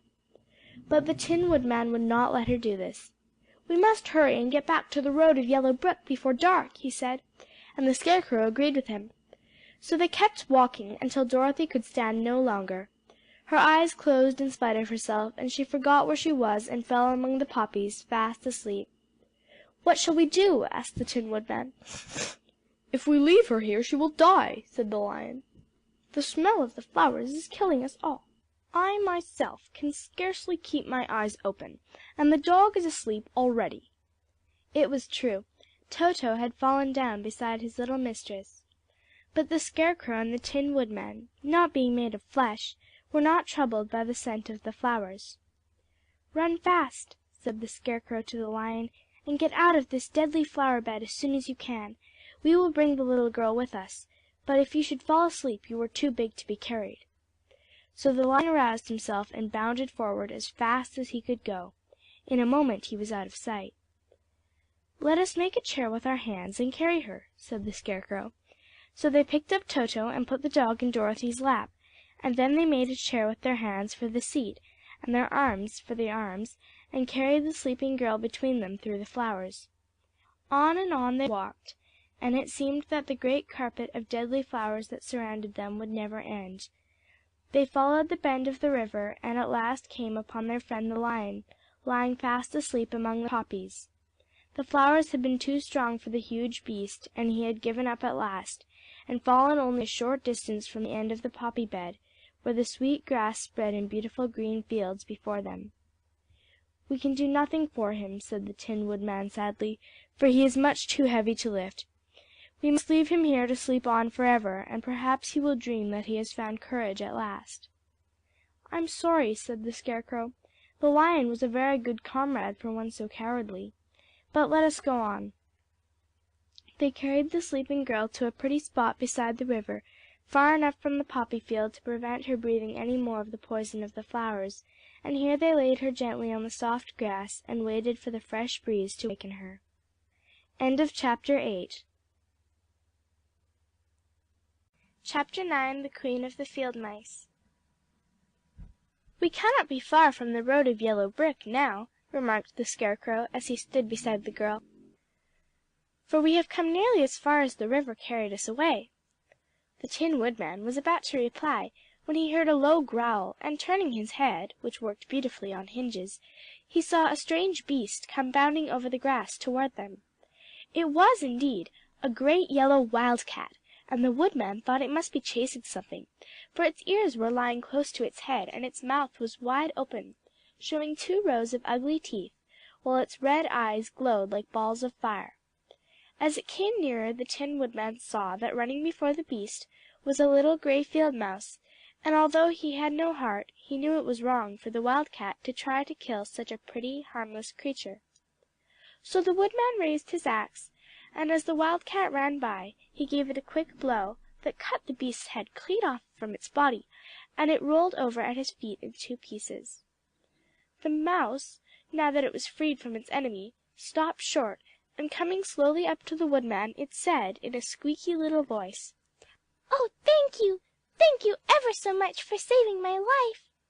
"Don't speak of it, I beg of you," replied the Woodman. "I have no heart, you know, so I am careful to help all those who may need a friend, even if it happens to be only a mouse." "Only a mouse!" cried the little animal indignantly. "Why, I am a queen, the queen of all the field mice." "Oh, indeed," said the Woodman, making a bow. "Therefore you have done a great deed as well as a brave one, in saving my life," added the Queen. At that moment several mice were seen running up as fast as their little legs could carry them, and when they saw their Queen they exclaimed, "Oh, your Majesty, we thought you would be killed! How did you manage to escape the great wildcat?" They all bowed so low to the little Queen that they almost stood upon their heads. "This funny Tin Man," she answered, "killed the wildcat and saved my life, so hereafter you must all serve him and obey his slightest wish." "We will!" cried all the mice in a shrill chorus, and then they scampered in all directions, for Toto had awakened from his sleep, and seeing all these mice around him, he gave one bark of delight and jumped right into the middle of the group. Toto had always loved to chase mice when he lived in Kansas, and he saw no harm in it. But the Tin Woodman caught the dog in his arms and held him tight while he called to the mice, "Come back, come back! Toto shall not hurt you." At this the Queen of the Mice stuck her head out from underneath a clump of grass and asked in a timid voice, "Are you sure he will not bite us?" "I will not let him," said the Woodman, "so do not be afraid." One by one the mice came creeping back, and Toto did not bark again, although he tried to get out of the Woodman's arms, and would have bitten him had he not known very well he was made of tin. Finally one of the biggest mice spoke. "Is there anything we can do," it asked, "to repay you for saving the life of our queen?" "Nothing that I know of," answered the Woodman, but the Scarecrow, who had been trying to think, but could not because his head was stuffed with straw, said quickly, "Oh yes, you can save our friend, the Cowardly Lion, who is asleep in the poppy bed." "A lion?" cried the little Queen. "Why, he would eat us all up." "Oh no," declared the Scarecrow, "this lion is a coward." "Really?" asked the mouse. "He says so himself," answered the Scarecrow, "and would never hurt anyone who is our friend. If you will help us to save him, I promise that he shall treat you all with kindness." "Very well," said the Queen. "We trust you. But what shall we do?"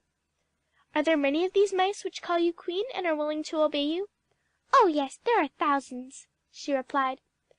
"Then send for them all to come here as soon as possible, and let each one bring a long piece of string." The Queen turned to the mice that attended her, and told them to go at once and get all her people. As soon as they heard her orders, they ran away in every direction as fast as possible.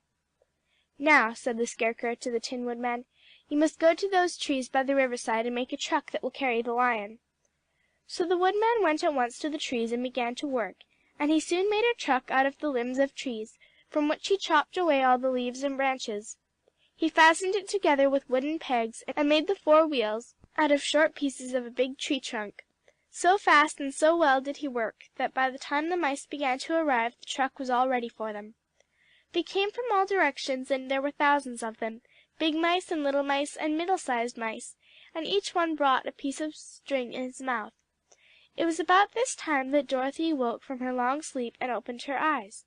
She was greatly astonished to find herself lying upon the grass, with thousands of mice standing around and looking at her timidly. But the Scarecrow told her about everything, and turning to the dignified little mouse, he said, "Permit me to introduce you to Her Majesty, the Queen." Dorothy nodded gravely, and the Queen made a curtsy, after which she became quite friendly with the little girl. The Scarecrow and the Woodman now began to fasten the mice to the trunk, using the strings they had brought. One end of a string was tied around the neck of each mouse, and the other end to the truck. Of course, the truck was 1,000 times bigger than any of the mice who were to draw it, but when all the mice had been harnessed, they were able to pull it quite easily. Even the Scarecrow and the Tin Woodman could sit on it, and were drawn swiftly by their queer little horses to the place where the lion lay asleep. After a great deal of hard work, for the lion was heavy, they managed to get him up on the truck. Then the Queen hurriedly gave her people the order to start, for she feared if the mice stayed among the poppies too long, they also would fall asleep.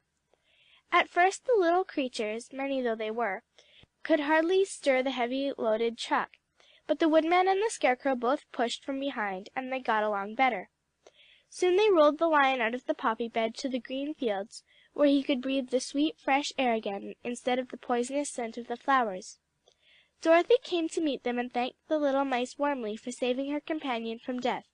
She had grown so fond of the big lion, she was glad he had been rescued.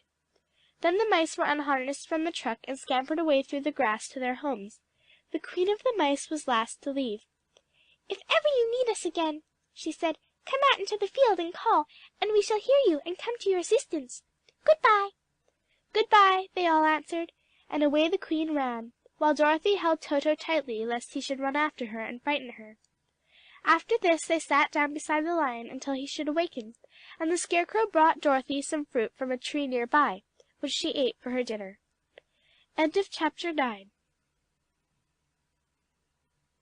Chapter 10. The Guardian of the Gates.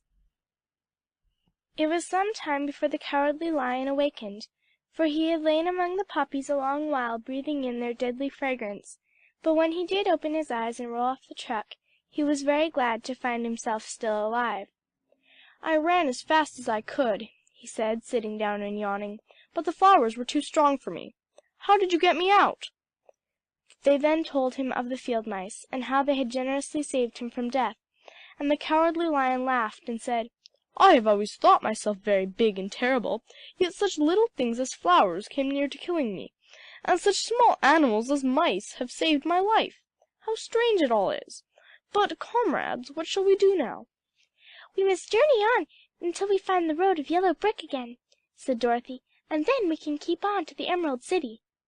So the Lion being fully refreshed, and feeling quite himself again, they all started upon the journey, greatly enjoying the walk through the soft, fresh grass, and it was not long before they reached the road of yellow brick, and turned again toward the Emerald City where the great Oz dwelt. The road was smooth and well paved now, and the country about was beautiful, so that the travelers rejoiced in leaving the forest far behind, and with it the many dangers they had met in its gloomy shades. Once more they could see fences built beside the road, but these were painted green, and when they came to a small house in which a farmer evidently lived, that also was painted green. They passed by several of these houses during the afternoon, and sometimes people came to the doors and looked at them, as if they would like to ask questions, but no one came near them nor spoke to them because of the great lion, of which they were very much afraid. The people were all dressed in clothing of a lovely emerald green color, and wore peaked hats like those of the Munchkins. "This must be the land of Oz," said Dorothy, "and we are surely getting near the Emerald City." "Yes," answered the Scarecrow. "Everything is green here, while in the country of the Munchkins blue was the favorite color. But the people do not seem to be as friendly as the Munchkins, and I'm afraid we shall be unable to find a place to pass the night." "I should like something to eat besides fruit," said the girl, "and I'm sure Toto is nearly starved. Let us stop at the next house and talk to the people." So when they came to a good-sized farmhouse, Dorothy walked boldly up to the door and knocked. A woman opened it just far enough to look out, and said, "What do you want, child, and why is that great lion with you?" "We wish to pass the night with you, if you will allow us," answered Dorothy, "and the lion is my friend and comrade, and would not hurt you for the world." "Is he tame?" asked the woman, opening the door a little wider. "Oh, yes," said the girl, "and he is a great coward, too. He will be more afraid of you than you are of him." "Well," said the woman, after thinking it over and taking another peep at the lion, "if that is the case you may come in, and I will give you some supper and a place to sleep." So they all entered the house, where there were, besides the woman, 2 children and a man. The man had hurt his leg, and was lying on a couch in a corner. They seemed greatly surprised to see so strange a company, and while the woman was busy laying the table, the man asked, "Where are you all going?" "To the Emerald City," said Dorothy, "to see the great Oz." "Oh, indeed!" exclaimed the man. "Are you sure that Oz will see you?" "Why not?" she replied. "Why, it is said that he never lets anyone come into his presence. I have been to the Emerald City many times, and it is a beautiful and wonderful place, but I have never been permitted to see the great Oz, nor do I know of any living person who has seen him." "Does he never go out?" asked the Scarecrow. "Never. He sits day after day in a great throne room of his palace, and even those who wait upon him do not see him face to face." "What is he like?" asked the girl. "That is hard to tell," said the man thoughtfully. "You see, Oz is a great wizard, and can take on any form he wishes, so that some say he looks like a bird, and some say he looks like an elephant, and some say he looks like a cat. To others he appears as a beautiful fairy or a brownie, or in any other form that pleases him. But who the real Oz is, when he is in his own form, no living person can tell." "That is very strange," said Dorothy, "but we must try in some way to see him, or we shall have made our journey for nothing." "Why do you wish to see the terrible Oz?" asked the man. "I want him to give me some brains," said the Scarecrow eagerly. "Oh, Oz could do that easy enough," declared the man. "He has more brains than he needs." "And I want him to give me a heart," said the Tin Woodman. "That will not trouble him," continued the man, "for Oz has a large collection of hearts, of all shapes and sizes." and I want him to give me courage," said the Cowardly Lion. "Oz keeps a great pot of courage in his throne room," said the man, "which he has covered with a golden plate to keep it from running over. He will be glad to give you some." "And I want him to send me back to Kansas," said Dorothy. "Where's Kansas?" asked the man with surprise. "I don't know," replied Dorothy sorrowfully, "but it is my home, and I'm sure it's somewhere." "Very likely. Well, Oz can do anything, so I suppose he will find Kansas for you. But first you must get to see him, and that will be a hard task, for the Great Wizard does not like to see anyone, and he usually has his own way. But what do you want?" he continued, speaking to Toto. Toto only wagged his tail, for, strange to say, he could not speak. The woman now called to them that supper was ready, so they gathered around the table, and Dorothy ate some delicious porridge, and a dish of scrambled eggs, and a plate of nice white bread, and enjoyed her meal. The Lion ate some of the porridge, but did not care for it, saying it was made from oats, and oats were food for horses, not for lions. The Scarecrow and the Tin Woodman ate nothing at all. Toto ate a little of everything, and was glad to get a good supper again. The woman now gave Dorothy a bed to sleep in, and Toto lay down beside her, while the Lion guarded the door of her room so that she might not be disturbed. The Scarecrow and the Tin Woodman stood up in a corner and kept quiet all night, although of course they could not sleep. The next morning, as soon as the sun was up, they started on their way, and soon saw a beautiful green glow in the sky just before them. "That must be the Emerald City," said Dorothy. As they walked on, the green glow became brighter and brighter, and it seemed that at last they were nearing the end of their travels. Yet it was afternoon before they came to the great wall that surrounded the city. It was high and thick, and of a bright green color. In front of them, and at the end of the road of yellow brick, was a big gate all studded with emeralds that glittered so in the sun that even the painted eyes of the Scarecrow were dazzled by their brilliancy. There was a bell beside the gate, and Dorothy pushed the button and heard a silvery tinkle sound within. Then the big gate swung slowly open, and they all passed through and found themselves in a high arched room, the walls of which glistened with countless emeralds. Before them stood a little man about the same size as the Munchkins. He was clothed all in green from his head to his feet, and even his skin was of a greenish tint. At his side was a large green box. When he saw Dorothy and her companions, the man asked, "What do you wish in the Emerald City?" "We came here to see the Great Oz," said Dorothy. The man was so surprised at this answer that he sat down to think it over. "It has been many years since anyone asked me to see Oz," he said, shaking his head in perplexity. "He is powerful and terrible, and if you come on an idle or foolish errand to bother the wise reflections of the Great Wizard, he may be angry and destroy you all in an instant." "But it is not a foolish errand, nor an idle one," replied the Scarecrow. "It is important, and we have been told that Oz is a good wizard." "So he is," said the Green Man, "and he rules the Emerald City wisely and well. But those who are not honest, or who approach him from curiosity, he is most terrible, and few have ever dared to ask to see his face. I am the guardian of the gates, and since you demand to see the Great Oz, I must take you to his palace. But first you must put on the spectacles." "Why?" asked Dorothy. "Because if you did not wear spectacles, the brightness and glory of the Emerald City would blind you. Even those who live in the city must wear spectacles night and day. They are all locked on, for Oz so ordered it when the city was first built, and I have the only key that will unlock them." He opened the big box, and Dorothy saw that it was filled with spectacles of every size and shape. All of them had green glasses in them. The guardian of the gates found a pair that would just fit Dorothy and put them over her eyes. There were 2 golden bands fastened to them that passed around the back of her head when they were locked together by a little key that was at the end of a chain the guardian of the gates wore around his neck. When they were on, Dorothy could not take them off had she wished, but of course she did not want to be blinded by the glare of the Emerald City, so she said nothing. Then the Green Man fitted spectacles for the Scarecrow and the Tin Woodman and the Lion, and even on little Toto, and all were locked fast with the key. Then the guardian of the gates put on his own glasses and told them he was ready to show them to the palace. Taking a big golden key from a peg on a wall, he opened another gate, and they all followed him through the portal into the streets of the Emerald City. End of chapter 10. The Wonderful Wizard of Oz by L. Frank Baum.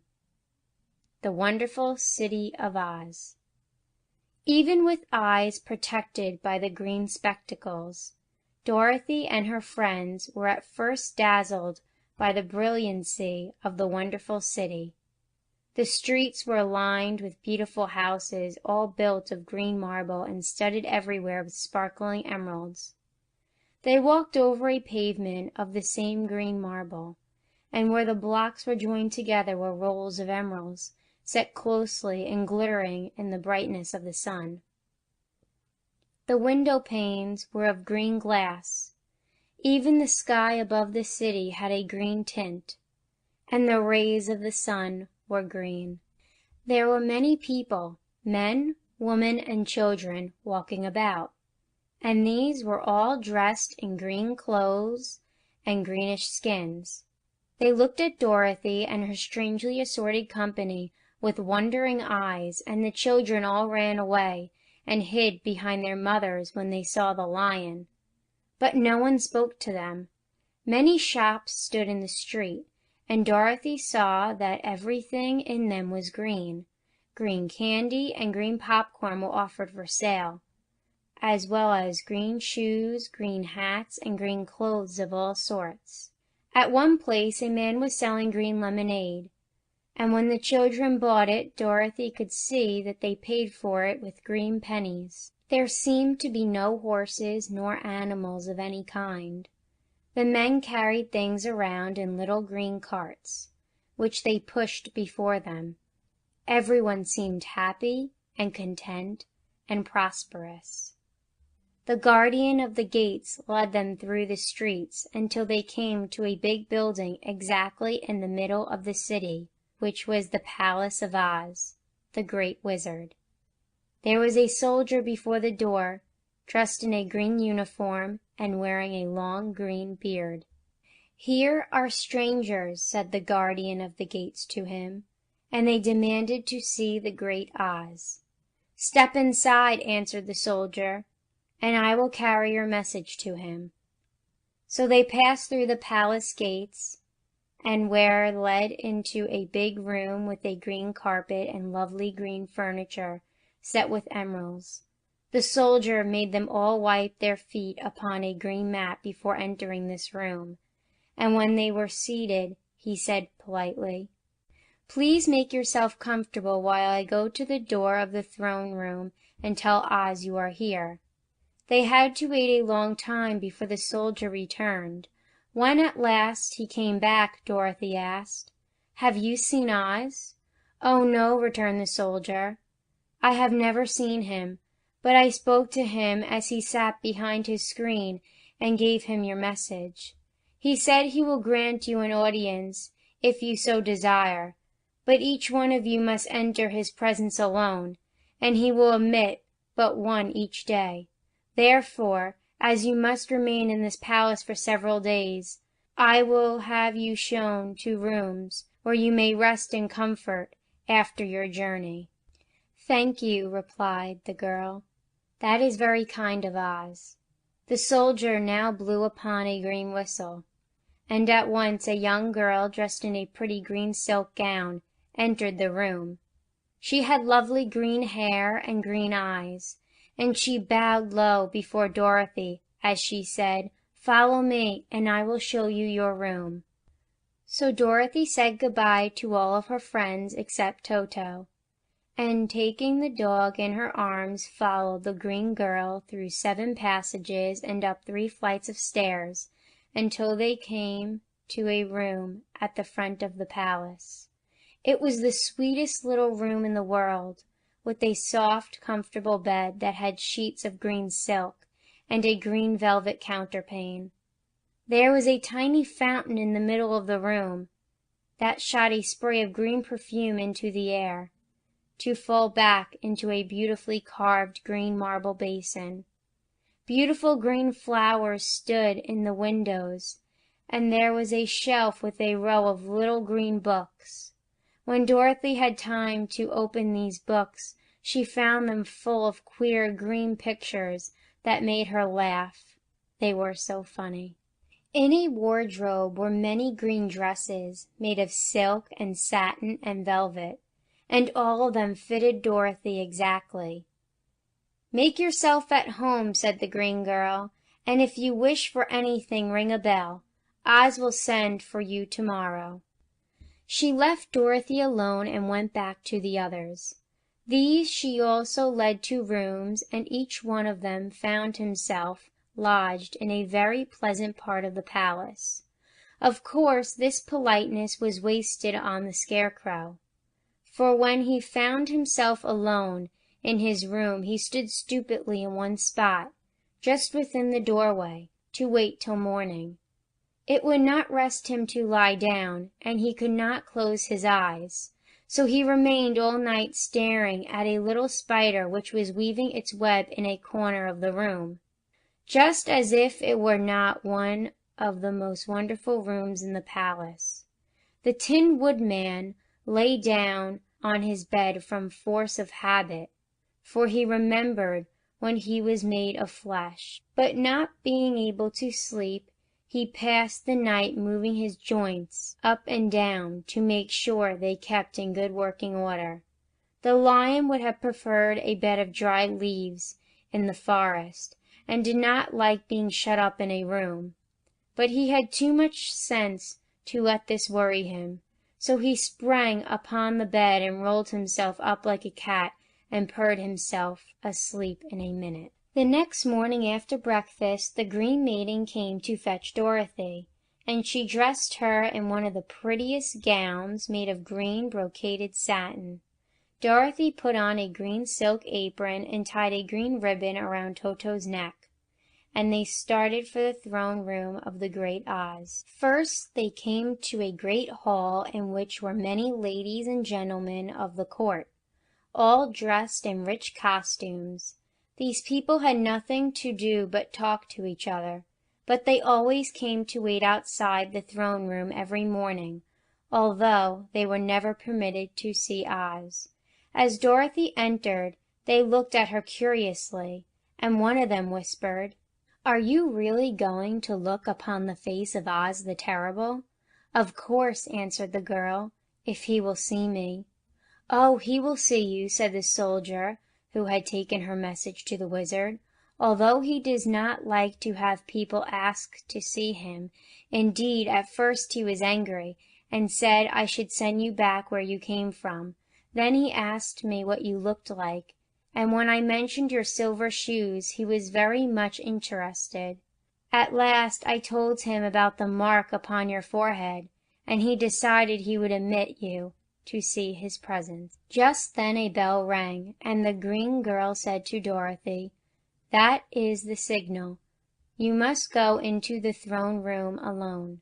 She opened a little door, and Dorothy walked boldly through and found herself in a wonderful place. It was a big round room with a high arched roof, and the walls and ceiling and floor were covered with large emeralds set closely together. In the center of the roof was a green light, as bright as the sun, which made the emerald sparkle in a wonderful manner. But what interested Dorothy most was the big throne of green marble that stood in the middle of the room. It was shaped like a chair and sparkled with gems, as did everything else. In the center of the chair was an enormous head without a body to support it, or any arms or legs whatever. There was no hair upon this head, but it had eyes and a nose and mouth, and was much bigger than the head of the biggest giant. As Dorothy gazed upon this in wonder and fear, the eyes turned slowly and looked at her sharply and steadily. Then the mouth moved, and Dorothy heard a voice say, "I am Oz, the Great and Terrible. Who are you, and why do you seek me?" It was not such an awful voice as she had expected to come from the big head, so she took courage and answered, "I am Dorothy, the small and meek. I have come to you for help." The eyes looked at her thoughtfully for a full minute. Then said the voice, "Where did you get the silver shoes?" "I got them from the Wicked Witch of the East, when my house fell on her and killed her," she replied.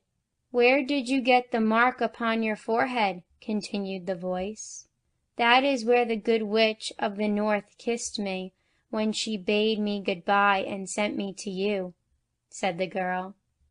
And the eyes looked at her sharply, and they saw she was telling the truth. Then Oz asked, What do you wish me to do? Send me back to Kansas, where my Aunt Em and Uncle Henry are, she answered earnestly. I don't like your country, although it is so beautiful, and I am sure Aunt Em will be dreadfully worried over my being away so long. The eyes winked 3 times, and then they turned up to the ceiling and down to the floor, and rolled around so queerly that they seemed to see every part of the room. And at last they looked at Dorothy again. Why should I do this for you? Asked Oz. Because you are strong and I am weak. Because you are a great wizard, and I am only a little girl. But you were strong enough to kill the Wicked Witch of the East, said Oz. That just happened, returned Dorothy. Simply, I could not help it. Well, said the head, I will give you my answer. You have no right to expect me to send you back to Kansas unless you do something for me in return. In this country, everyone must pay for everything he gets. If you wish me to use my magic power to send you home again, you must do something for me first. Help me, and I will help you. What must I do? Asked the girl. Kill the Wicked Witch of the West, answered Oz. But I cannot, exclaimed Dorothy, greatly surprised. You killed the Witch of the East, and you wear the silver shoes, which bear a powerful charm. There is now but one Wicked Witch left in all this land, and when you can tell me she is dead, I will send you back to Kansas, but not before. The little girl began to weep. She was so much disappointed, and the eyes winked again and looked upon her anxiously, as if the great eyes felt that she could help him if she would. I never killed anything willingly, she sobbed. Even if I wanted to, how could I kill the Wicked Witch? If you, who are the great and terrible, cannot kill her yourself, how do you expect me to do it? I do not know, said the head, but that is my answer, and until the Wicked Witch dies, you will not see your uncle and aunt again. Remember that the witch is wicked, tremendously wicked, and ought to be killed. Now go, and do not ask to see me again until you have done your task. Sorrowfully, Dorothy left the throne room and went back where the lion and the scarecrow and the Tin Woodman were waiting to hear what Oz had said to her. There is no hope for me, she said sadly, for Oz will not send me home until I have killed the Wicked Witch of the West, and that I can never do. Her friends were sorry, but could do nothing to help her, so Dorothy went to her own room and lay down on the bed and cried herself to sleep. The next morning the soldier with the green whiskers came to the Scarecrow and said, "Come with me, for Oz has sent for you." So the Scarecrow followed him and was admitted into the great throne room, where he saw, sitting in the emerald throne, a most lovely lady. She was dressed in green silk gauze and wore upon her flowing green locks a crown of jewels. Growing from her shoulders were wings, gorgeous in color and so light that they fluttered if the slightest breath of air reached them. When the straw had bowed as prettily as his straw stuffing would let him, before this beautiful creature, she looked upon him sweetly and said, "I am Oz, the great and terrible. Who are you, and why do you seek me?" Now the Scarecrow, who had expected to see the great head Dorothy had told him of, was much astonished, but he answered her bravely. "I am only a scarecrow, stuffed with straw. Therefore I have no brains, and I come to you praying that you will put brains in my head instead of straw, so that I may become as much a man as any other in your dominions." "Why should I do this for you?" asked the lady. because you are wise and powerful, and no one else can help me," answered the Scarecrow. "I never grant favors without some return," said Oz. "But this much I will promise. If you will kill for me the Wicked Witch of the West, I will bestow upon you a great many brains, and such good brains that you will be the wisest man in all the land of Oz." "I thought you asked Dorothy to kill the witch," said the Scarecrow in surprise. "So I did. I don't care who kills her, but until she is dead I will not grant your wish. Now go, and do not seek me again until you have earned the brains you so greatly desire." The Scarecrow went sorrowfully back to his friends and told them what Oz had said. And Dorothy was surprised to find that the Great Wizard was not a head, as she had seen him, but a lovely lady. "All the same," said the Scarecrow, "she needs a heart as much as the Tin Woodman." On the next morning the soldier and the Green Whiskers came to the Tin Woodman and said, "Oz has sent for you. Follow me." So the Tin Woodman followed him and came to the great throne room. He did not know whether he would find Oz a lovely lady or a head, but he hoped it would be the lovely lady, for, he said to himself, "If it is the head, I am sure I shall not be given a heart, since a head has no heart of its own and therefore cannot feel for me. But if it is the lovely lady, I shall beg hard for a heart, for all ladies are themselves said to be kindly-hearted." But when the Woodman entered the great throne room, he saw neither the head nor the lady, for Oz had taken the shape of the most terrible beast. It was nearly as big as an elephant, and the green throne seemed hardly strong enough to hold its weight. The beast had a head like that of a rhinoceros, only there were 5 eyes in its face. There were 5 long arms growing out of its body, and it also had 5 long, slim legs. Thick, woolly hair covered every part of it. A more dreadful-looking monster could not be imagined. It was fortunate the Tin Woodman had no heart at the moment, for it would have beat loud and fast from terror.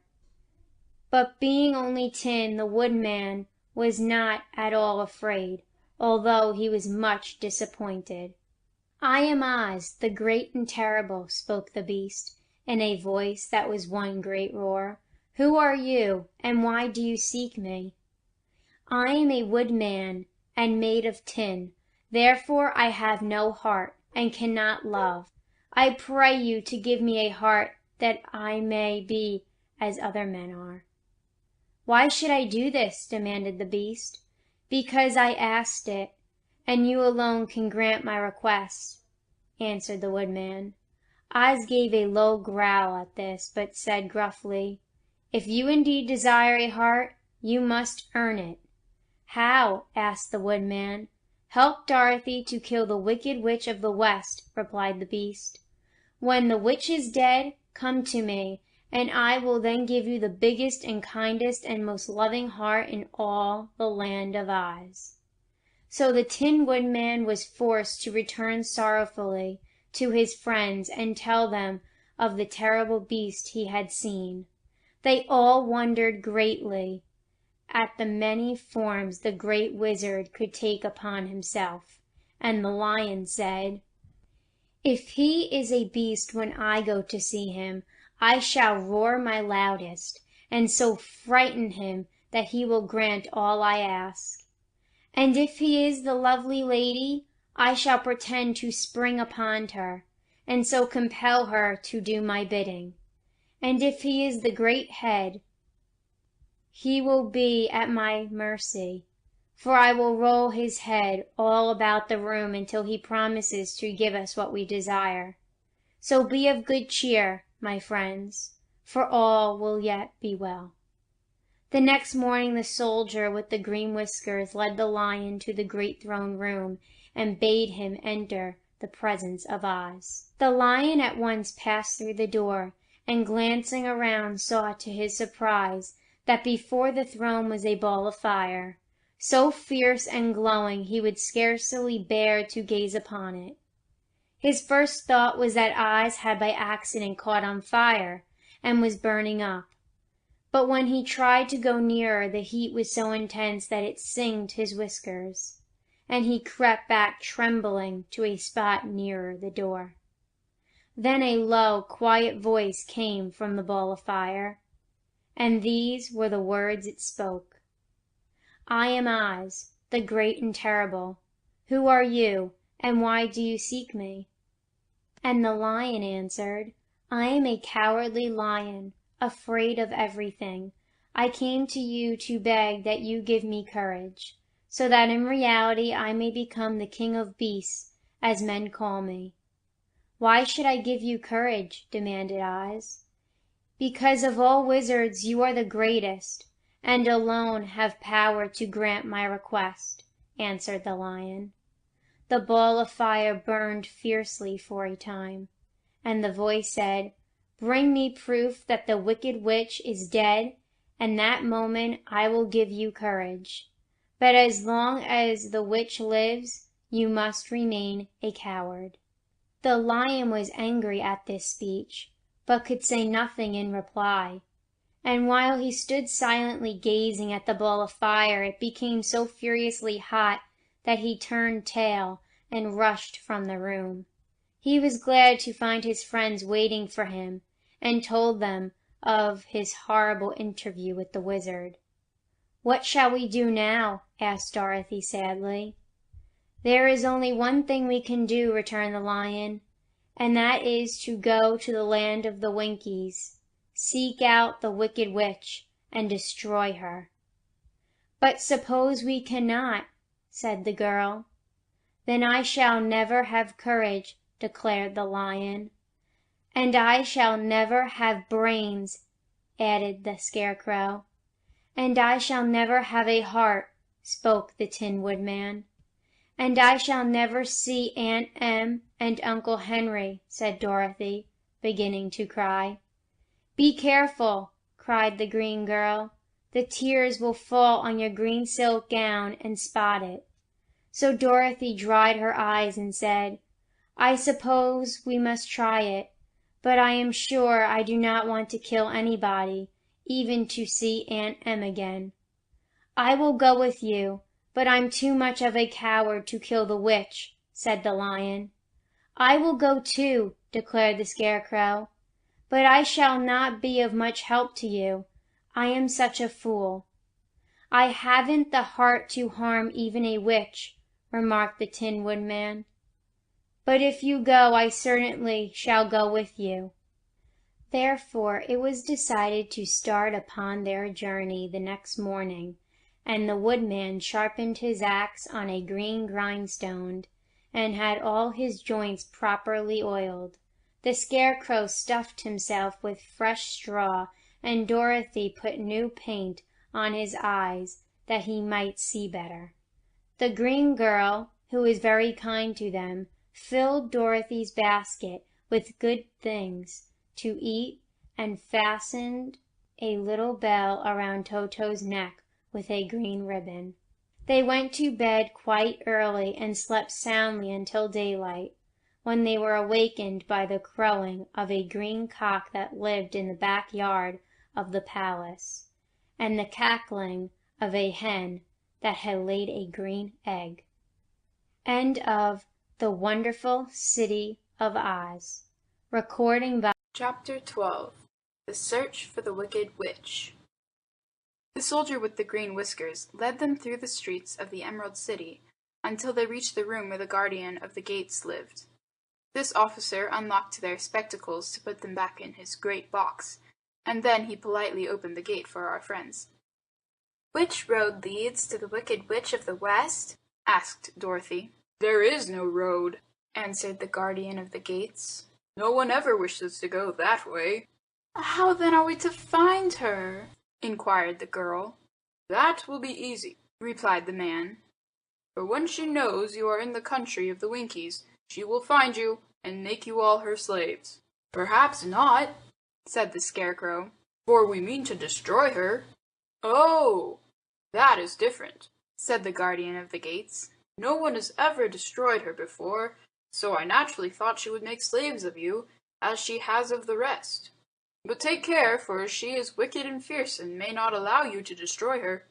Keep to the west, where the sun sets, and you cannot fail to find her." They thanked him and bade him good-bye, and turned toward the west, walking over fields of soft grass dotted here and there with daisies and buttercups.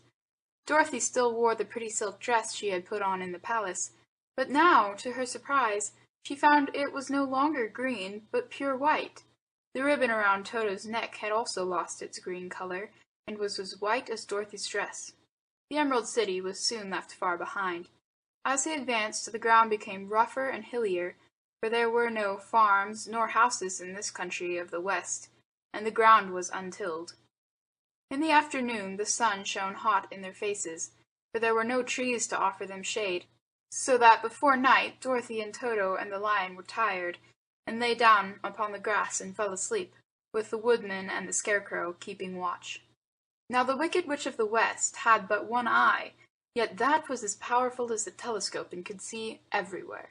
So, as she sat in the door of her castle, she happened to look around, and saw Dorothy lying asleep, with all her friends about her. They were a long distance off, but the Wicked Witch was angry to find them in her country, so she blew upon a silver whistle that hung around her neck. At once there came running to her from all directions a pack of great wolves. They had long legs and fierce eyes and sharp teeth. "Go to those people," said the witch, "and tear them to pieces." "Are you not going to make them your slaves?" asked the leader of the wolves. "No," she answered. "One is of tin, and one of straw. One is a girl, and another a lion. None of them is fit to work, so you may tear them into small pieces."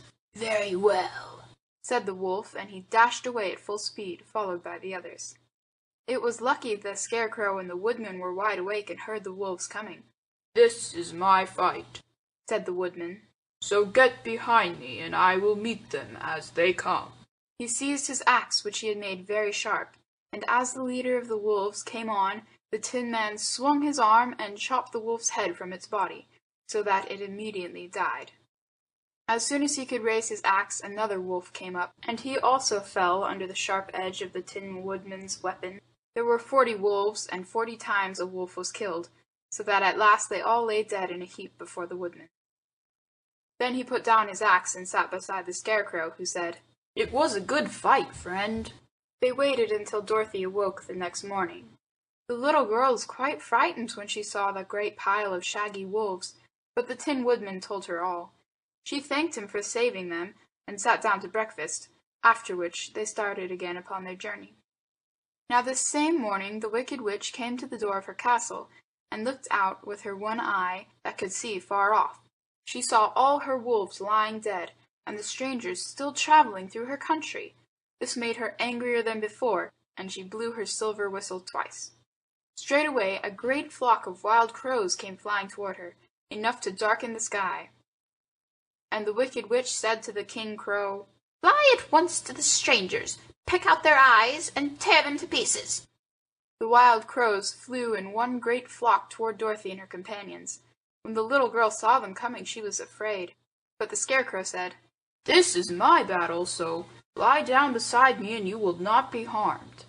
So they all lay upon the ground except the Scarecrow, and he stood up and stretched out his arms. And when the crows saw him, they were frightened, as these birds always are by scarecrows, and did not dare to come any nearer.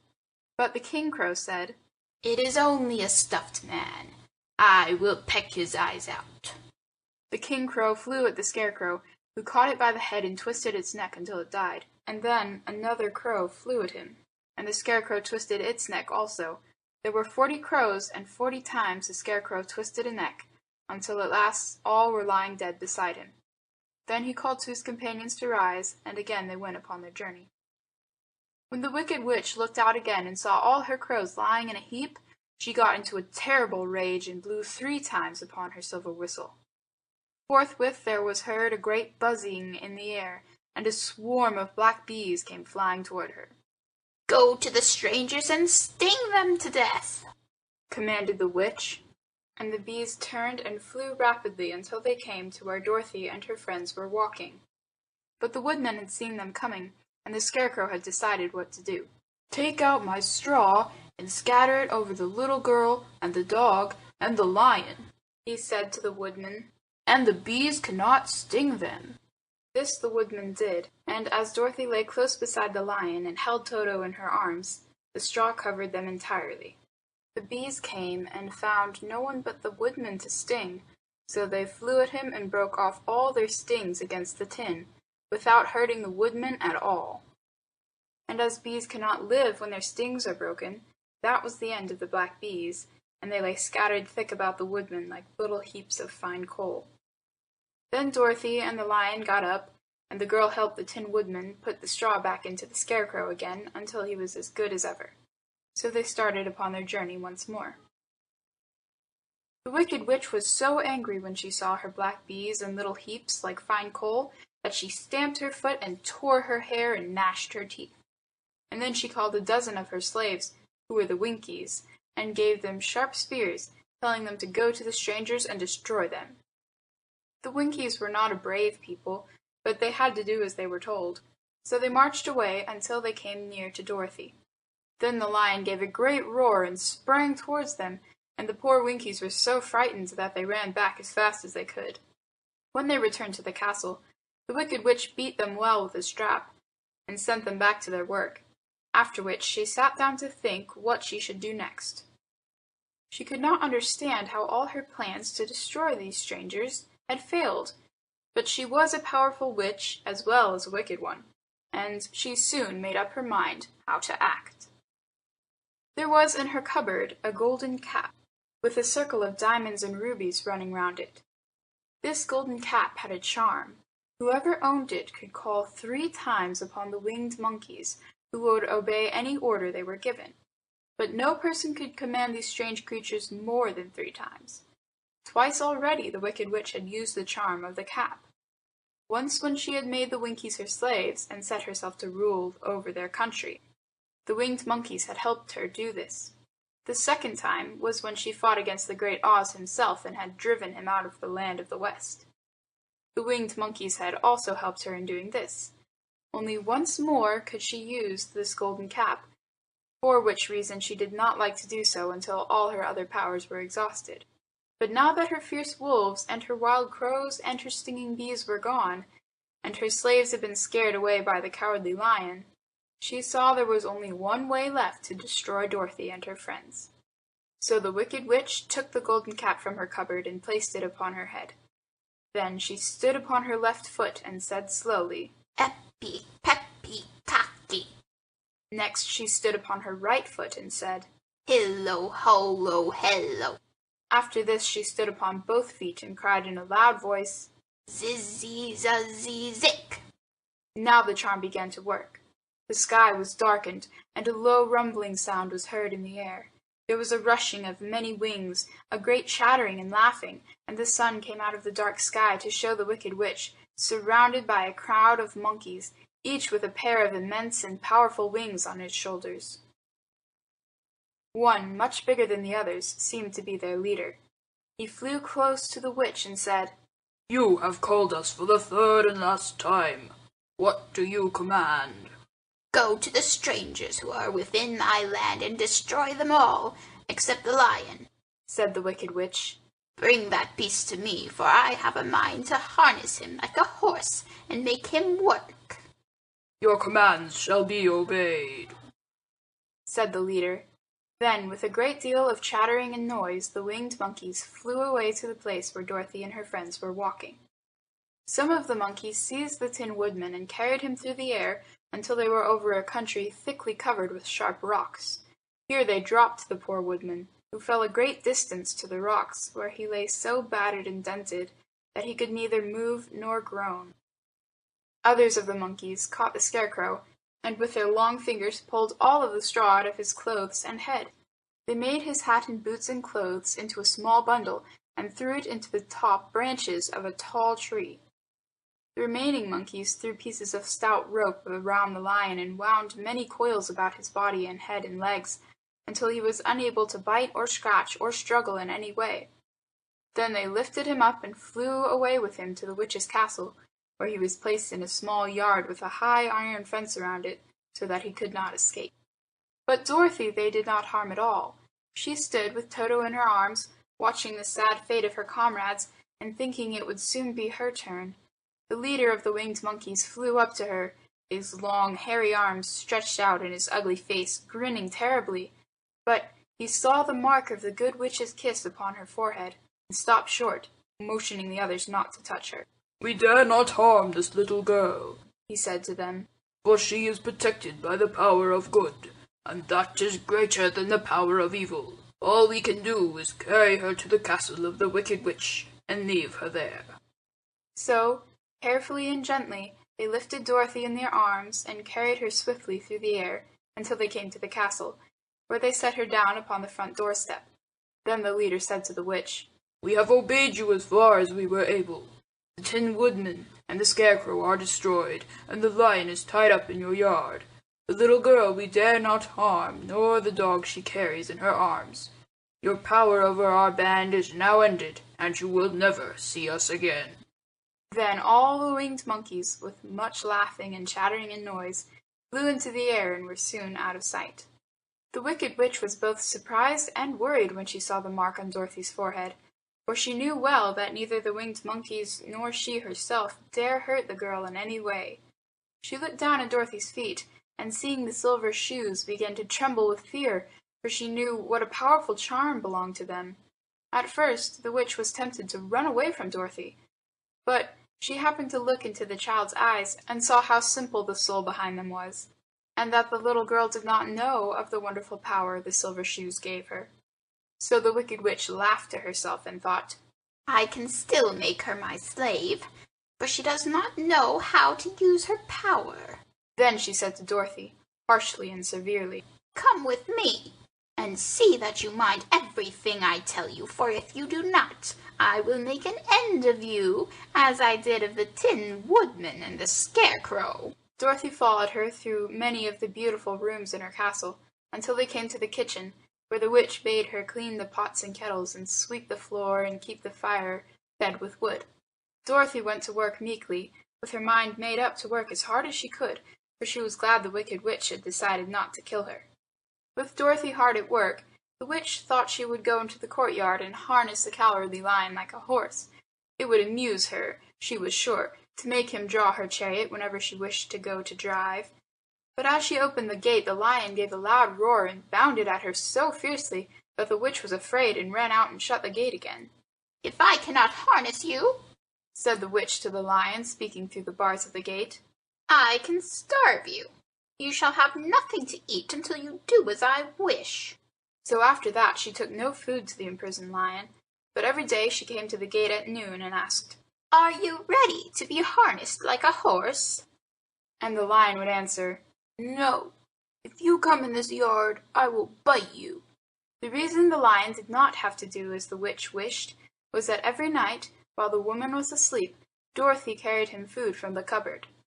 After he had eaten, he would lie down on his bed of straw, and Dorothy would lie beside him, and put her head on his soft, shaggy mane, while they talked of their troubles and tried to plan some way to escape. But they could find no way to get out of the castle, for it was constantly guarded by the yellow Winkies, who were the slaves of the wicked witch, and too afraid of her not to do as she told them. The girl had to work hard during the day, and often the witch threatened to beat her with the same old umbrella she always carried in her hand. But in truth she did not dare to strike Dorothy because of the mark upon her forehead. The child did not know this, and was full of fear for herself and Toto. Once the witch struck Toto a blow with her umbrella, and the brave little dog flew at her and bit her leg in return. The witch did not bleed where she was bitten, for she was so wicked that the blood in her had dried up many years before. Dorothy's life became very sad as she grew to understand that it would be harder than ever to get back to Kansas and Aunt Em again. Sometimes she would cry bitterly for hours, with Toto sitting at her feet and looking into her face, whining dismally to show how sorry he was for his little mistress. Toto did not really care whether he was in Kansas or the land of Oz, so long as Dorothy was with him, but he knew the little girl was unhappy, and that made him unhappy too. Now the wicked witch had a great longing to have for her own the silver shoes which the girl always wore. Her bees and her crows and her wolves were lying in heaps and drying up, and she had used up all the power of the golden cap. But if she could get hold of the silver shoes, they would give her more power than all the other things she had lost. She watched Dorothy carefully to see if she ever took off her shoes, thinking she might steal them. But the child was so proud of her pretty shoes that she never took them off except at night and when she took her bath. The witch was too much afraid of the dark to dare go into Dorothy's room at night to take the shoes, and her dread of water was greater than her fear of the dark, so she never came near when Dorothy was bathing. Indeed, the old witch never touched water, nor ever let water touch her in any way. But the wicked creature was very cunning, and she finally thought of a trick that would give her what she wanted. She placed a bar of iron in the middle of the kitchen floor, and then by her magic arts made the iron invisible to human eyes, so that when Dorothy walked across the floor she stumbled over the bar, not being able to see it, and fell at full length. She was not much hurt, but in her fall one of the silver shoes came off, and before she could reach it, the witch had snatched it away and put it on her own skinny foot. The wicked woman was greatly pleased with the success of her trick, for as long as she had one of the shoes, she owned half the power of their charm, and Dorothy could not use it against her even if she had known how to do so. The little girl, seeing she had lost one of her pretty shoes, grew angry and said to the witch, "Give me back my shoe!" "I will not," retorted the witch, "for it is now my shoe and not yours." "You are a wicked creature," cried Dorothy. "You have no right to take my shoe from me." "I shall keep it just the same," said the witch, laughing at her. "And some day I shall get the other one from you too." This made Dorothy so very angry that she picked up the bucket of water that stood near and dashed it over the witch, wetting her from head to foot. Instantly the wicked woman gave a loud cry of fear, and then, as Dorothy looked at her in wonder, the witch began to shrink and fall away. "See what you have done!" she screamed. "In a minute I shall melt away." "I'm very sorry indeed," said Dorothy, who was truly frightened to see the witch actually melting away like brown sugar before her very eyes. "Didn't you know water would be the end of me?" asked the witch in a wailing, despairing voice. "Of course not," answered Dorothy. "How should I?" "Well, in a few minutes I shall be all melted, and you will have the castle to yourself. I have been wicked in my day, but I never thought a little girl like you would ever be able to melt me and end my wicked deeds. Look out!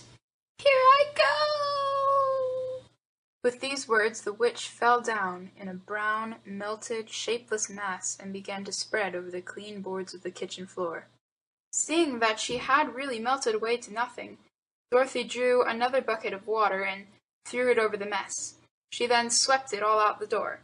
After picking out the silver shoe, which was all that was left of the old woman, she cleaned and dried it with a cloth and put it on her foot again. Then, being at last free to do as she chose, she ran out to the courtyard to tell the lion that the Wicked Witch of the West had come to an end, and that they were no longer prisoners in a strange land. End of chapter 12.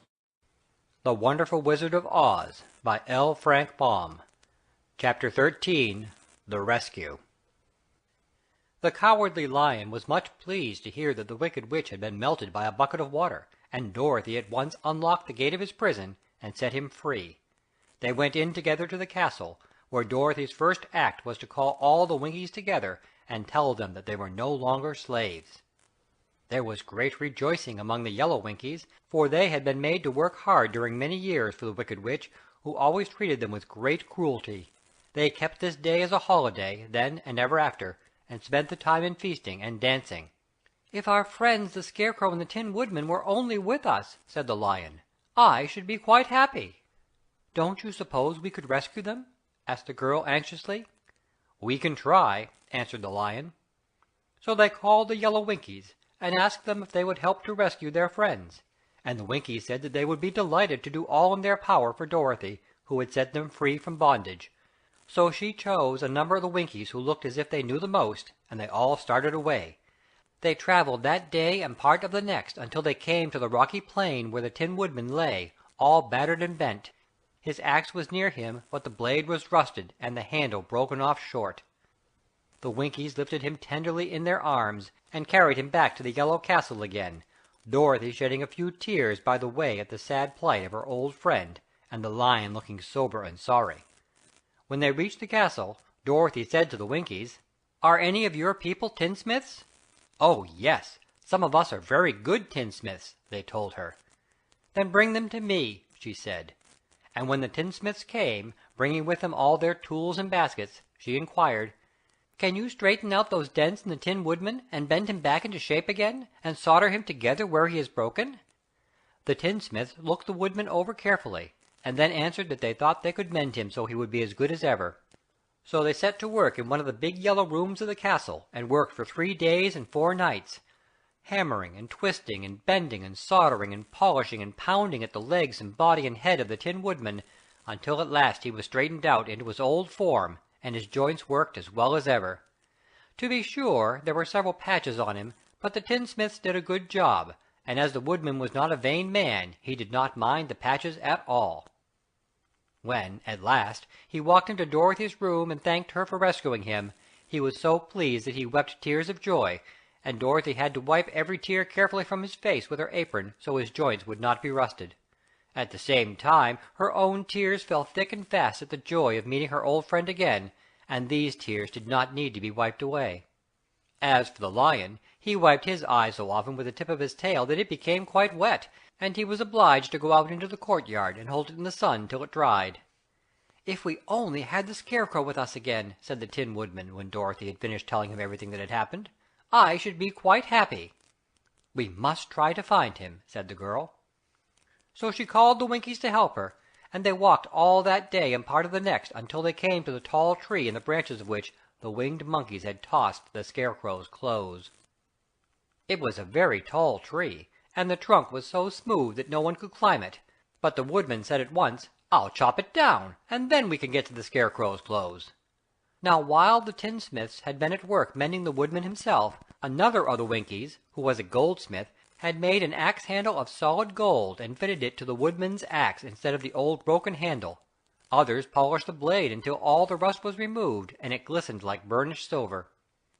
As soon as he had spoken, the Tin Woodman began to chop, and in a short time the tree fell over with a crash, whereupon the Scarecrow's clothes fell out of the branches and rolled off on the ground. Dorothy picked them up, and had the Winkies carry them back to the castle, where they were stuffed with nice clean straw, and behold, here was the Scarecrow as good as ever, thanking them over and over again for saving him. Now that they were united, Dorothy and her friends spent a few happy days at the Yellow Castle, where they found everything they needed to make them comfortable. But one day the girl thought of Aunt Em, and said, "We must go back to Oz and claim his promise." "Yes," said the Woodman. "At last I shall get my heart." "And I shall get my brains," added the Scarecrow joyfully. "And I shall get my courage," said the Lion thoughtfully. "And I shall get back to Kansas," cried Dorothy, clapping her hands. "Oh, let us start for the Emerald City to-morrow." This they decided to do. The next day they called the Winkies together and bade them good-bye.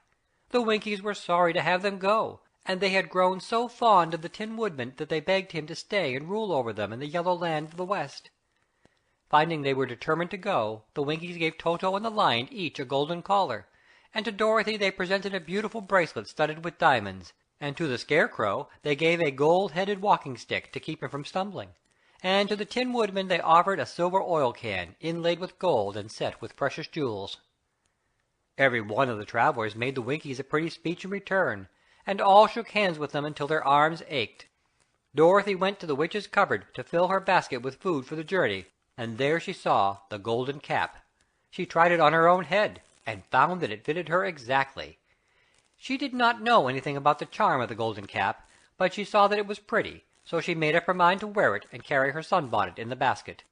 Then, being prepared for the journey, they all started for the Emerald City, and the Winkies gave them 3 cheers and many good wishes to carry with them.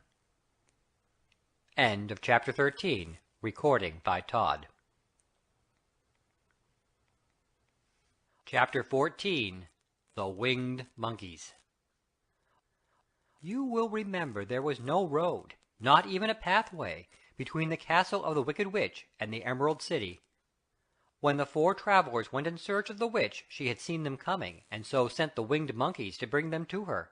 It was much harder to find their way back through the big fields of buttercups and yellow daisies than it was being carried. They knew, of course, they must go straight east, toward the rising sun, and they started off in the right way. But at noon, when the sun was over their heads, they did not know which was east and which was west, and that was the reason they were lost in the great fields. They kept on walking, however, and at night the moon came out and shone brightly. So they laid down among the sweet-smelling yellow flowers, and slept soundly until morning, all but the Scarecrow and the Tin Woodman. The next morning the sun was behind a cloud, but they started on as if they were quite sure which way they were going. "If we walk far enough," said Dorothy, "I am sure we will come sometime to some place." But day by day passed away, and they still saw nothing before them but the scarlet fields. The Scarecrow began to grumble a bit. "We have surely lost our way," he said, "and unless we find it again in time to reach the Emerald City, I shall never get my brains."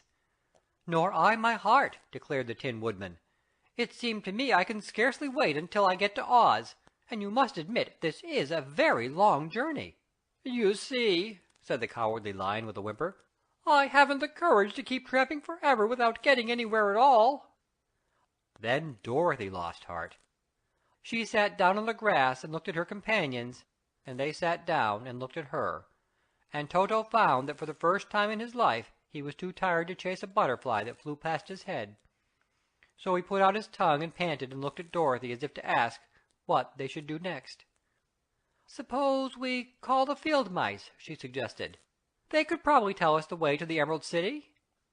"To be sure they could!" cried the Scarecrow. "Why didn't we think of that before?" Dorothy blew the little whistle she had always carried about her neck since the Queen of the Mice had given it to her. In a few minutes they heard the pattering of tiny feet, and many of the small gray mice came running up to her.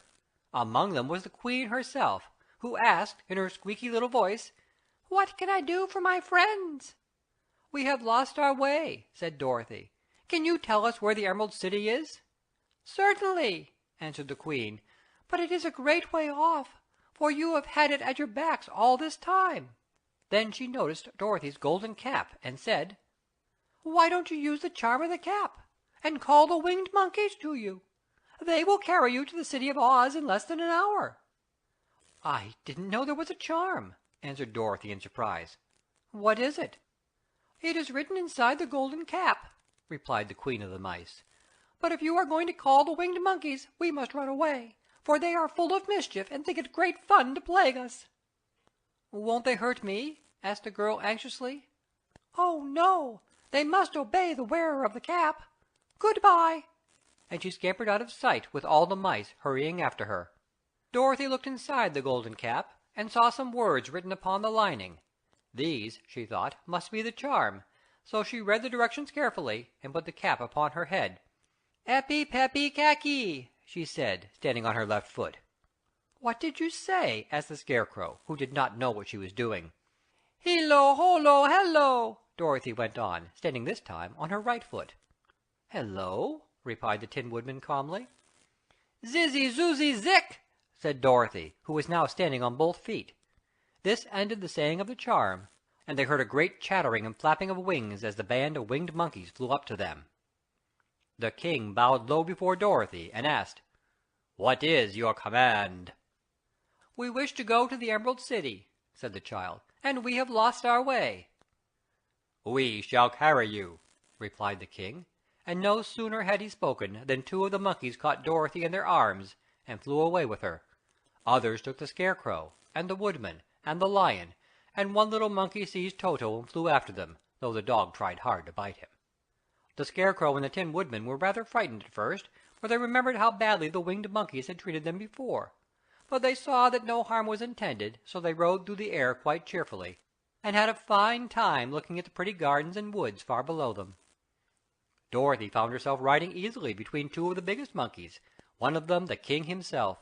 They had made a chair of their hands and were careful not to hurt her.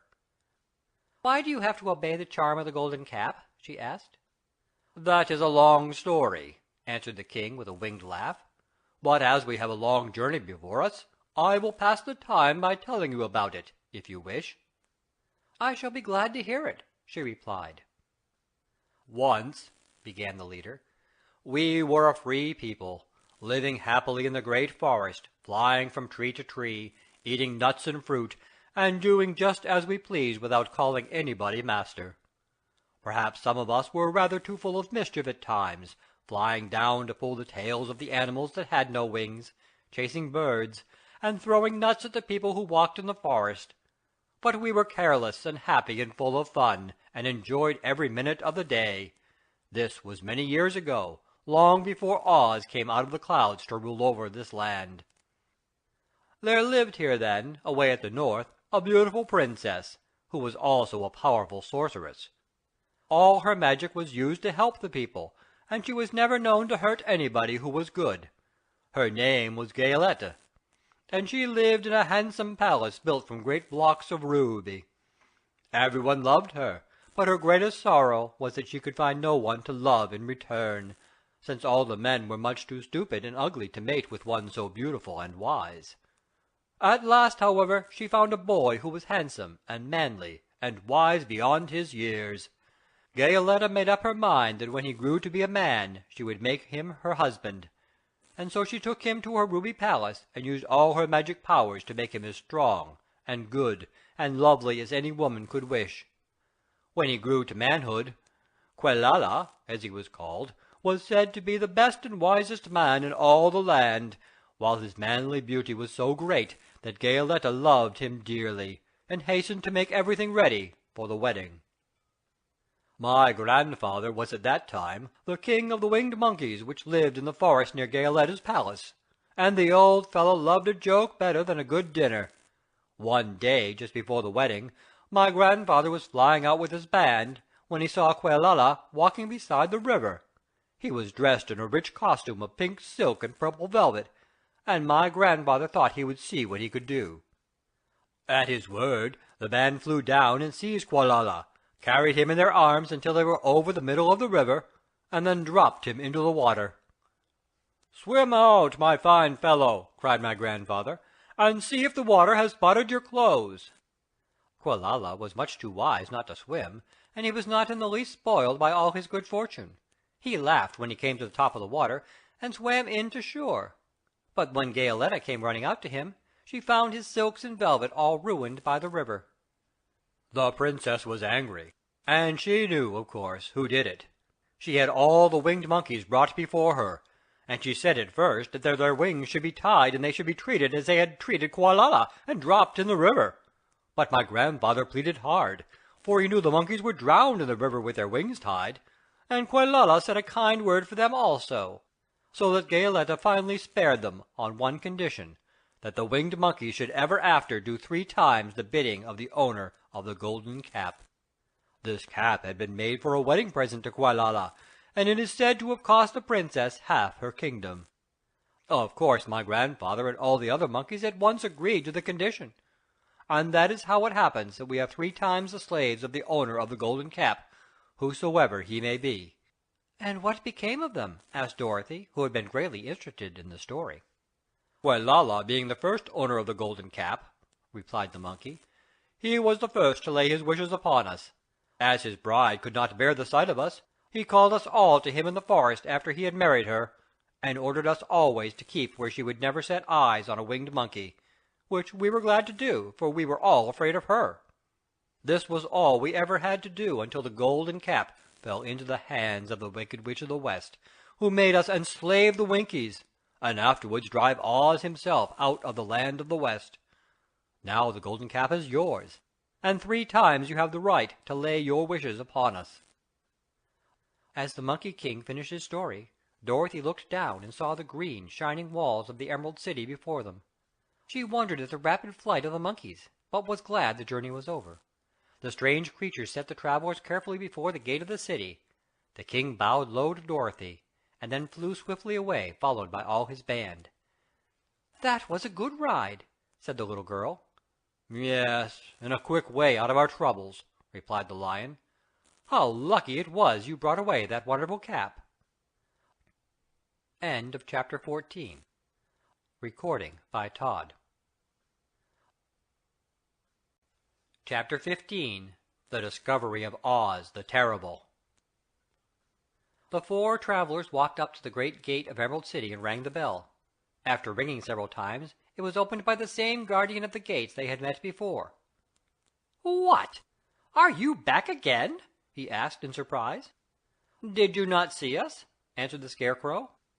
"But I thought you had gone to visit the Wicked Witch of the West." "We did visit her," said the Scarecrow. "And she let you go again?" asked the man in wonder. "She could not help it, for she is melted," explained the Scarecrow. "Melted? Well, that is good news indeed," said the man. "Who melted her?" "It was Dorothy," said the lion gravely. "Good gracious!" exclaimed the man, and he bowed very low indeed before her. Then he led them into his little room, and locked the spectacles from the great box on all their eyes, just as he had done before. Afterwards they passed on through the gate into the Emerald City. When the people heard from the guardian of the gates that Dorothy had melted the Wicked Witch of the West, they all gathered round the travelers and followed them in a great crowd to the palace of Oz. The soldier with the green whiskers was still on guard before the door, but he let them in at once, and they were again met by the beautiful green girl, who showed each of them to their old rooms at once, so they might rest until the great Oz was ready to receive them. The soldier had the news carried straight to Oz that Dorothy and the other travelers had come back again after destroying the Wicked Witch, but Oz made no reply. They thought the great wizard would send for them at once, but he did not. They had no word from him the next day, nor the next, nor the next. The waiting was tiresome and wearing, and at last they grew vexed that Oz should treat them in so poor a fashion after sending them to undergo hardships and slavery. So the Scarecrow at last asked the green girl to take another message to Oz, saying if he did not let them in to see him at once, they would call the winged monkeys to help them, and find out whether he kept his promises or not. When the wizard was given this message, he was so frightened that he sent word for them to come to the throne room at 4 minutes after 9 o'clock the next morning. He had once met the winged monkeys in the land of the West, and he did not wish to meet them again. The four travelers passed a sleepless night, each thinking of the gift Oz had promised to bestow upon him. Dorothy fell asleep only once, and then she dreamed she was in Kansas, where Aunt Em was telling her how glad she was to have her little girl at home again. Promptly at 9 o'clock the next morning, the green-whiskered soldier came to them, and 4 minutes later they all went into the throne room of the great Oz. Of course, each of them expected to see the wizard in the shape he had taken before, and all were greatly surprised when they looked about and saw no one at all in the room. They kept close to the door and closer to one another, for the stillness of the empty room was more dreadful than any of the forms they had seen Oz take. Presently they heard a solemn voice that seemed to come from somewhere near the top of the great dome, and it said, "I am Oz, the great and terrible. Why do you seek me?" They looked again in every part of the room, and then, seeing no one, Dorothy asked, "Where are you?" "I am everywhere," answered the voice, "but to the eyes of common mortals I am invisible. I will now seat myself upon my throne that you may converse with me." Indeed, the voice seemed just then to come straight from the throne itself, so they walked towards it and stood in a row while Dorothy said, "We have come to claim our promise, O Oz." "What promise?" asked Oz. "You promised to send me back to Kansas when the Wicked Witch was destroyed," said the girl. "And you promised to give me brains," said the Scarecrow. "And you promised to give me a heart," said the Tin Woodman. "And you promised to give me courage," said the Cowardly Lion. "Is the Wicked Witch really destroyed?" asked the voice, and Dorothy thought it trembled a little. "Yes," she answered. I melted her with a bucket of water." "Dear me," said the voice. "How sudden! Well, come to me tomorrow, for I must have time to think it over." "You've had plenty of time already," said the Tin Woodman angrily. "We shan't wait a day longer," said the Scarecrow. "You must keep your promises to us," exclaimed Dorothy. The Lion thought it might be as well to frighten the Wizard, so he gave a large, loud roar, which was so fierce and dreadful that Toto jumped away from him in alarm and tipped over the screen that stood in a corner. As it fell with a crash they looked that way, and the next moment all of them were filled with wonder.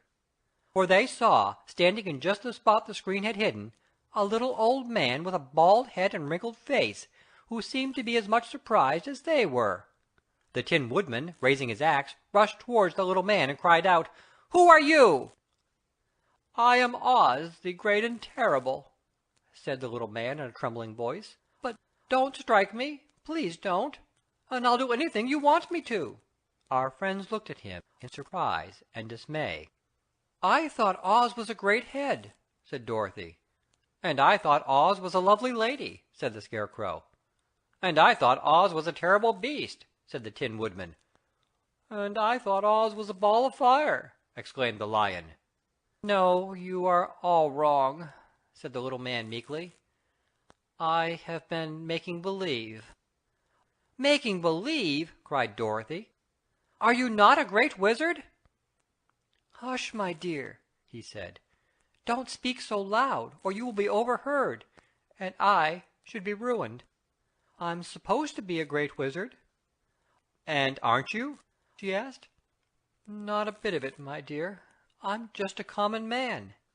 "You're more than that," said the Scarecrow in a grieved tone. "You're a humbug." "Exactly so," declared the little man, rubbing his hands together as if it pleased him. "I am a humbug." "But this is terrible," said the Tin Woodman. "How shall I ever get my heart?" "Or I my courage?" asked the Lion. "Or I my brains?" wailed the Scarecrow, wiping the tears from his eyes with his coat sleeve. "My dear friends," said Oz, "I pray you not to speak of these little things. Think of me, and the terrible trouble I'm in at being found out." "Doesn't anyone else know you're a humbug?" asked Dorothy. "No one knows it but you four, and myself," replied Oz. "I have fooled everyone so long that I thought I should never be found out. It was a great mistake my ever letting you into the throne room. Usually I will not see even my subjects, and so they believe I am something terrible." "But I don't understand," said Dorothy in bewilderment. "How was it that you appeared to me as a great head?" "That was one of my tricks," answered Oz. "Step this way, please, and I will tell you all about it."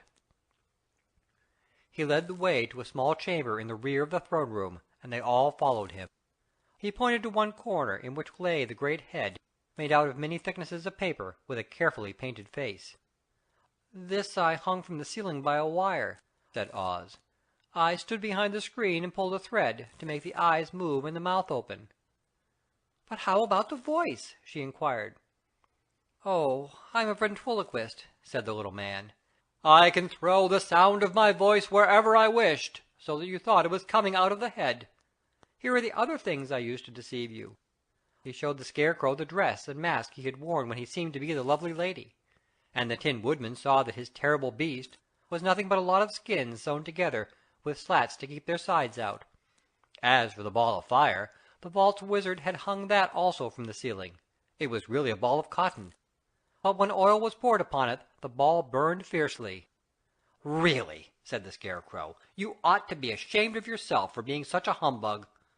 "I am. I certainly am," answered the little man sorrowfully. "But it was the only thing I could do. Sit down, please, there are plenty of chairs, and I will tell you my story." So they sat down and listened while he told the following tale. "I was born in Omaha." "Why, that isn't very far from Kansas!" cried Dorothy. "No, but it's farther from here," he said, shaking his head at her sadly. "When I grew up I became a ventriloquist, and at that I was very well trained by a great master. I can imitate any kind of bird or beast." Here he mewed so like a kitten that Toto pricked up his ears and looked everywhere to see where she was.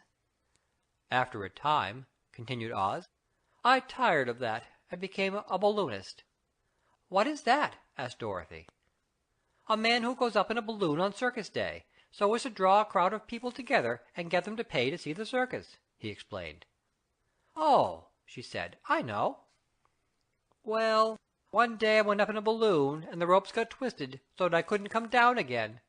It went way up above the clouds, so far that a current of air struck it and carried it many, many miles away. For a day and a night I traveled through the air, and on the morning of the second day I awoke, and found the balloon floating over a strange and beautiful country. It came down gradually, and I was not hurt a bit. But I found myself in the midst of a strange people, who, seeing me come from the clouds, thought I was a great wizard. Of course I let them think so, because they were afraid of me, and promised to do anything I wished them to. Just to amuse myself and keep the good people busy, I ordered them to build this city and my palace, and they did it all willingly and well. Then I thought, as the country was so green and beautiful, I would call it the Emerald City, and to make the name fit better, I put green spectacles on all the people, so that everything they saw was green. But isn't everything here green? Asked Dorothy. No more than in any other city, replied Oz. But when you wear green spectacles, why, of course everything you see looks green to you. The Emerald City was built a great many years ago, for I was a young man when the balloon brought me here, and I am a very old man now. But my people have worn green glasses on their eyes so long that most of them think it really is an Emerald City. And it certainly is a beautiful place, abounding in jewels and precious metals, and every good thing that is needed to make one happy. I have been very good to the people, and they like me. But ever since this palace was built, I have shut myself up and would not see any of them. One of my greatest fears was the witches, for while I had no magical powers at all, I soon found out that the witches were really able to do wonderful things. There were 4 of them in this country, and they ruled the people who live in the north and south and east and west. Fortunately, the witches of the north and south were good, and I knew they would do me no harm. But the witches of the east and west were terribly wicked, and had they not thought I was more powerful than they themselves, they would surely have destroyed me. As it was, I lived in deadly fear of them for many years, so you can imagine how pleased I was when I heard your house had fallen on the wicked witch of the east. When you came to me, I was willing to promise anything if you would only do away with the other witch. But now that you have melted her, I am ashamed to say that I cannot keep my promises. I think you are a very bad man, said Dorothy. Oh, no, my dear, I'm really a very good man, but I'm a very bad wizard, I must admit. Can't you give me brains? Asked the Scarecrow. You don't need them. You are learning something every day. A baby has brains, but it doesn't know much. Experience is the only thing that brings knowledge, and the longer you are on Earth, the more experience you are sure to get.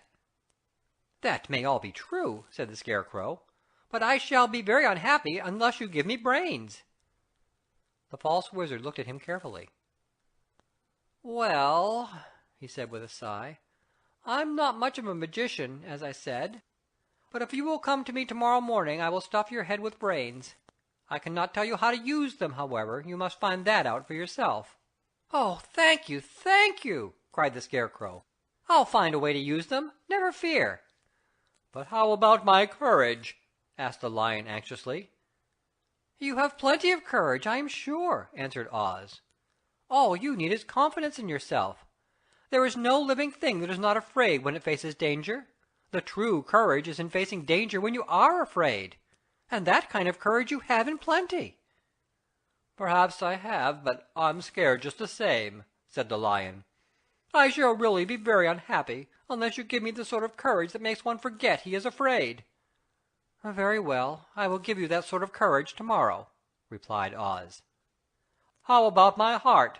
Asked the Tin Woodman.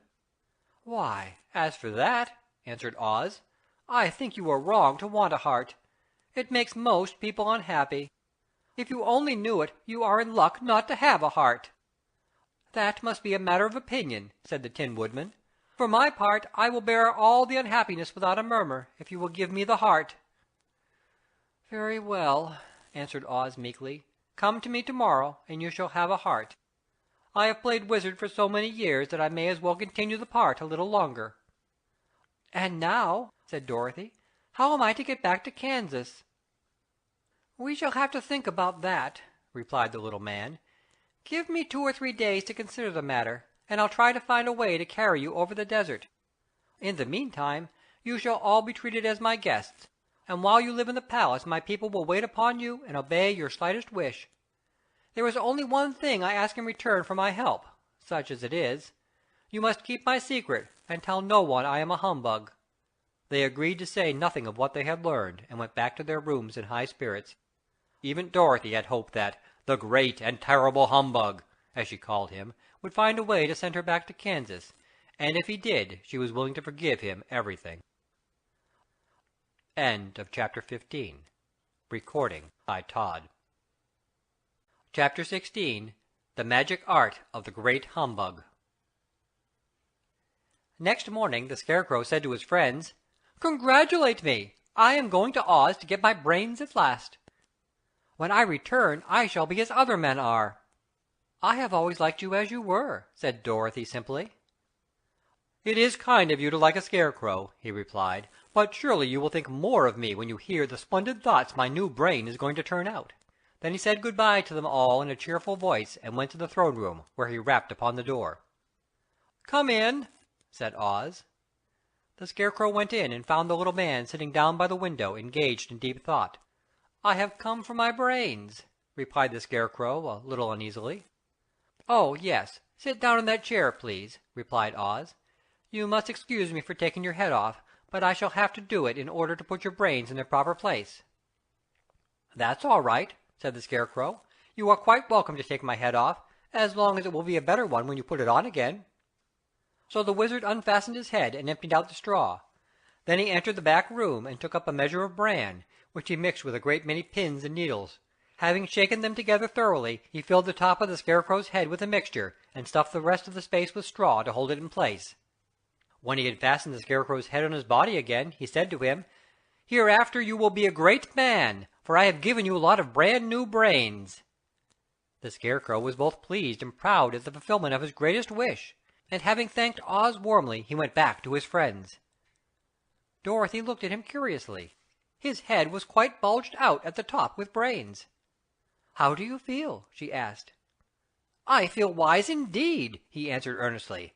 "When I get used to my brains, I shall know everything." "Why are those needles and pins sticking out of your head?" asked the Tin Woodman. "That is proof that he is sharp," replied the Lion.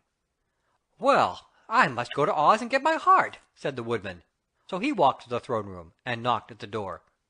"Come in," called Oz, and the Woodman entered and said, "I have come for my heart." "Very well," answered the little man, "but I shall have to cut a hole in your breast so I can put your heart in the right place. I hope it won't hurt you." "Oh, no," answered the Woodman, "I shall not feel it at all."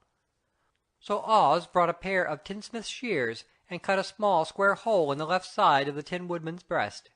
Then, going to a chest of drawers, he took out a pretty heart made entirely of silk and stuffed with sawdust. "Isn't it a beauty?" he asked. "It is indeed," replied the Woodman, who was greatly pleased. "But is it a kind heart?" "Oh, very," answered Oz. He put the heart in the Woodman's breast, and then replaced the square of tin, soldering it neatly together where it had been cut. "There," said he. "Now you have a heart that any man might be proud of. I'm sorry I had to put a patch on your breast, but it really couldn't be helped." "Never mind the patch," exclaimed the happy Woodman. "I am very grateful to you, and shall never forget your kindness." "Don't speak of it," replied Oz.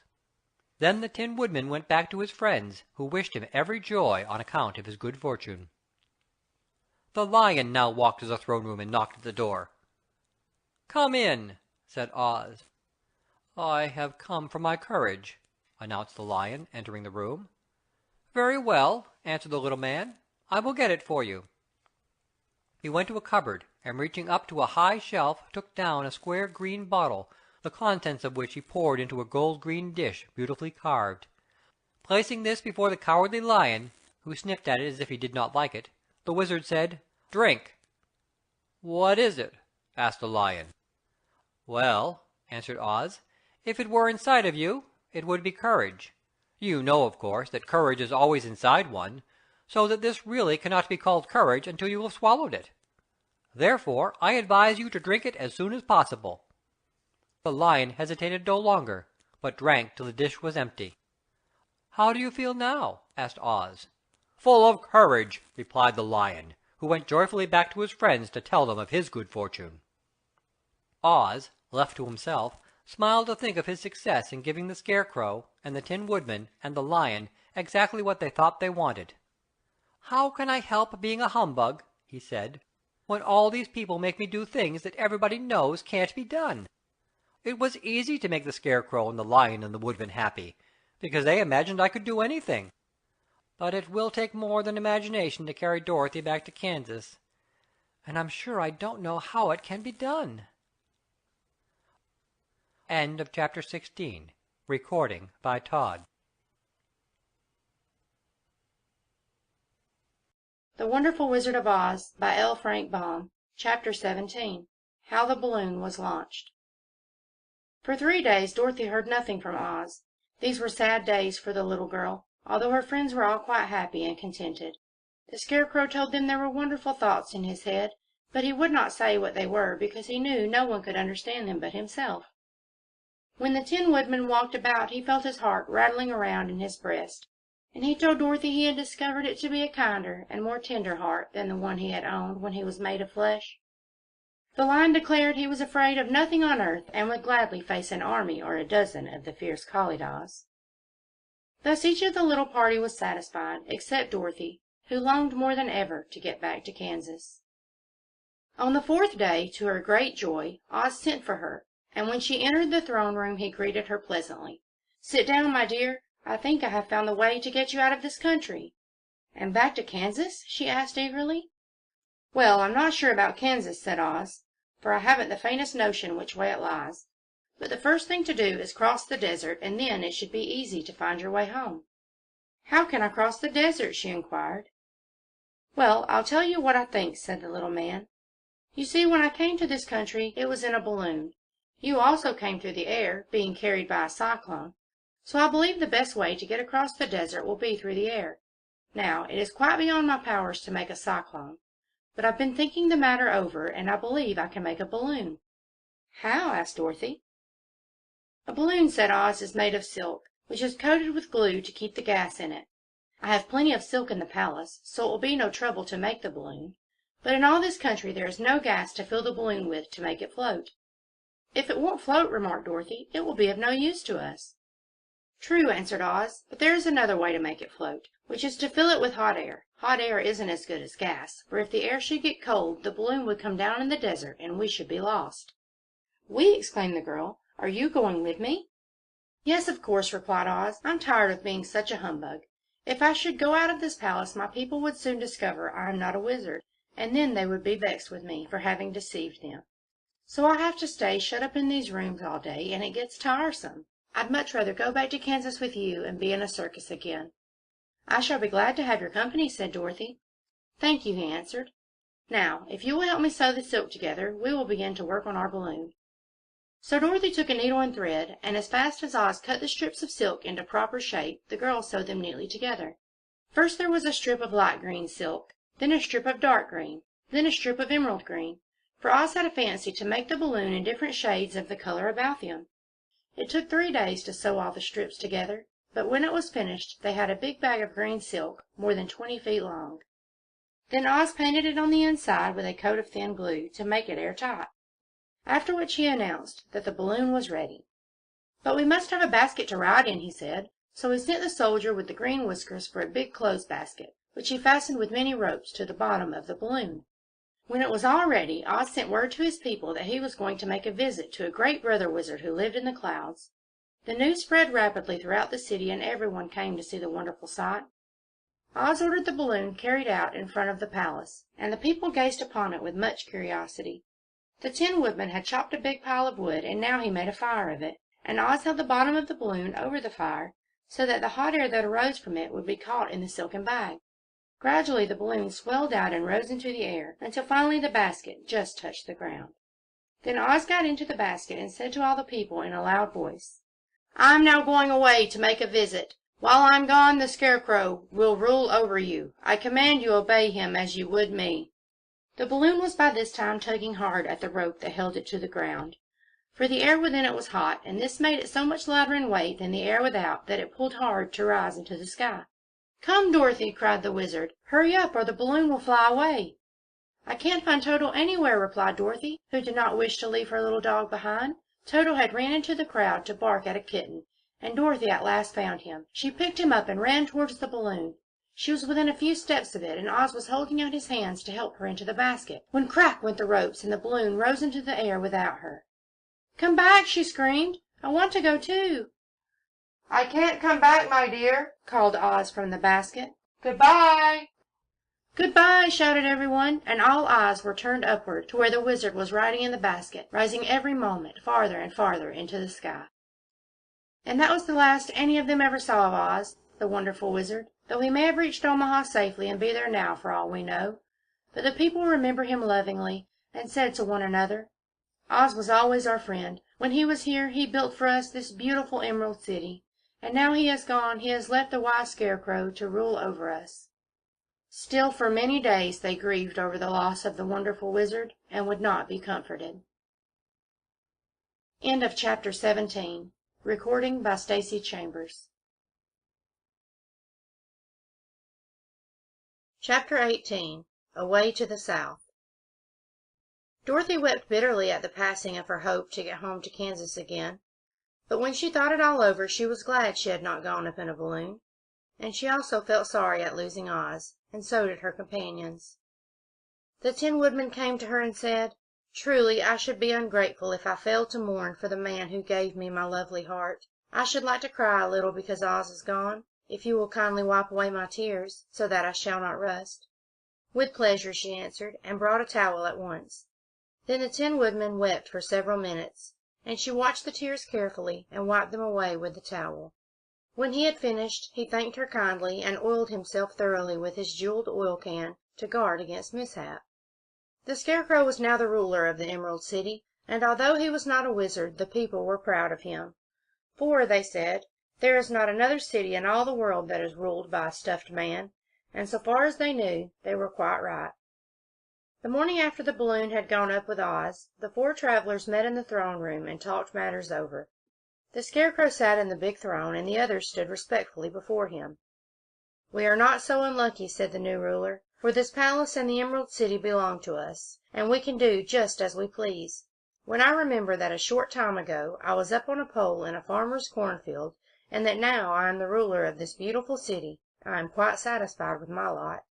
"I also," said the Tin Woodman, "am well pleased with my new heart, and really that was the only thing I wished in all the world. For my part, I am content in knowing I am as brave as any beast that ever lived, if not braver," said the Lion modestly. "If Dorothy would only be contented to live in the Emerald City," continued the Scarecrow, "we might all be happy together." "But I don't want to live here," cried Dorothy. "I want to go to Kansas and live with Aunt Em and Uncle Henry."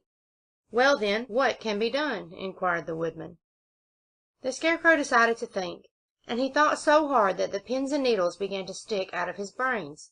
Finally he said, "Why not call the Winged Monkeys, and ask them to carry you over the desert?" "I never thought of that," said Dorothy joyfully. "It's just the thing. I'll go at once for the golden cap." When she brought it into the throne room she spoke the magic words, and soon the band of winged monkeys flew in through the open window and stood beside her. "This is the second time you have called us," said the Monkey King, bowing before the little girl. "What do you wish?" "I want you to fly with me to Kansas," said Dorothy. But the Monkey King shook his head. "That cannot be done," he said. "We belong to this country alone, and cannot leave it. There has never been a winged monkey in Kansas yet, and I suppose there never will be, for they don't belong there. We shall be glad to serve you in any way in our power, but we cannot cross the desert. Goodbye." And with another bow the Monkey King spread his wings and flew away through the window, followed by all his band. Dorothy was ready to cry with disappointment. "I have wasted the charm of the golden cap to no purpose," she said, "for the winged monkeys cannot help me." "It is certainly too bad," said the tender-hearted Woodman. The Scarecrow was thinking again, and his head bulged out so horribly that Dorothy feared it would burst. "Let us call the soldier with the green whiskers," he said, "and ask his advice." So the soldier was summoned and entered the throne room timidly, for while Oz was alive he was never allowed to come farther than the door. "This little girl," said the Scarecrow to the soldier, "wishes to cross the desert. How can she do so?" "I cannot tell," answered the soldier, "for no one has ever crossed the desert, unless it is Oz himself." "Is there no one who can help me?" asked Dorothy earnestly. "Glinda might," he suggested. "Who is Glinda?" inquired the Scarecrow. "The Witch of the South. She is the most powerful of all of the witches, and rules over the Quadlings. Besides, her castle stands on the edge of the desert, so she may know a way to cross it." "Glinda is a good witch, isn't she?" asked the child. "The Quadlings think she is good," said the soldier, "and she is kind to everyone. I have heard that Glinda is a beautiful woman, who knows how to keep young in spite of the many years she has lived." "How can I get to her castle?" asked Dorothy. "The road is straight to the south," he answered, "but it is said to be full of dangers to travelers. There are wild beasts in the woods, and a race of queer men who do not like strangers to cross their country. For this reason, none of the Quadlings ever come to the Emerald City." The soldier then left them, and the Scarecrow said, "It seems, in spite of dangers, that the best thing Dorothy can do is to travel to the land of the South and ask Glinda to help her. For, of course, if Dorothy stays here, she will never get back to Kansas." "You must have been thinking again," remarked the Tin Woodman. "I have," said the Scarecrow. "I shall go with Dorothy," declared the Lion, "for I am tired of your city and long for the woods and the country again. I am really a wild beast, you know. Besides, Dorothy will need someone to protect her." "That is true," agreed the Woodman. "My axe may be of service to her, so I also will go with her to the land of the South." "When shall we start?" asked the Scarecrow. "Are you going?" they asked in surprise. "Certainly. If it wasn't for Dorothy, I should never have had brains. She lifted me from the pole in the cornfield and brought me to the Emerald City, so my good luck is all due to her, and I shall never leave her until she starts back to Kansas for good and all." "Thank you," said Dorothy gratefully. "You are all very kind to me, but I should like to start as soon as possible." "We shall go tomorrow morning," returned the Scarecrow. "So now let us all get ready, for it will be a long journey." End of chapter 18. Recording by Stacey Chambers.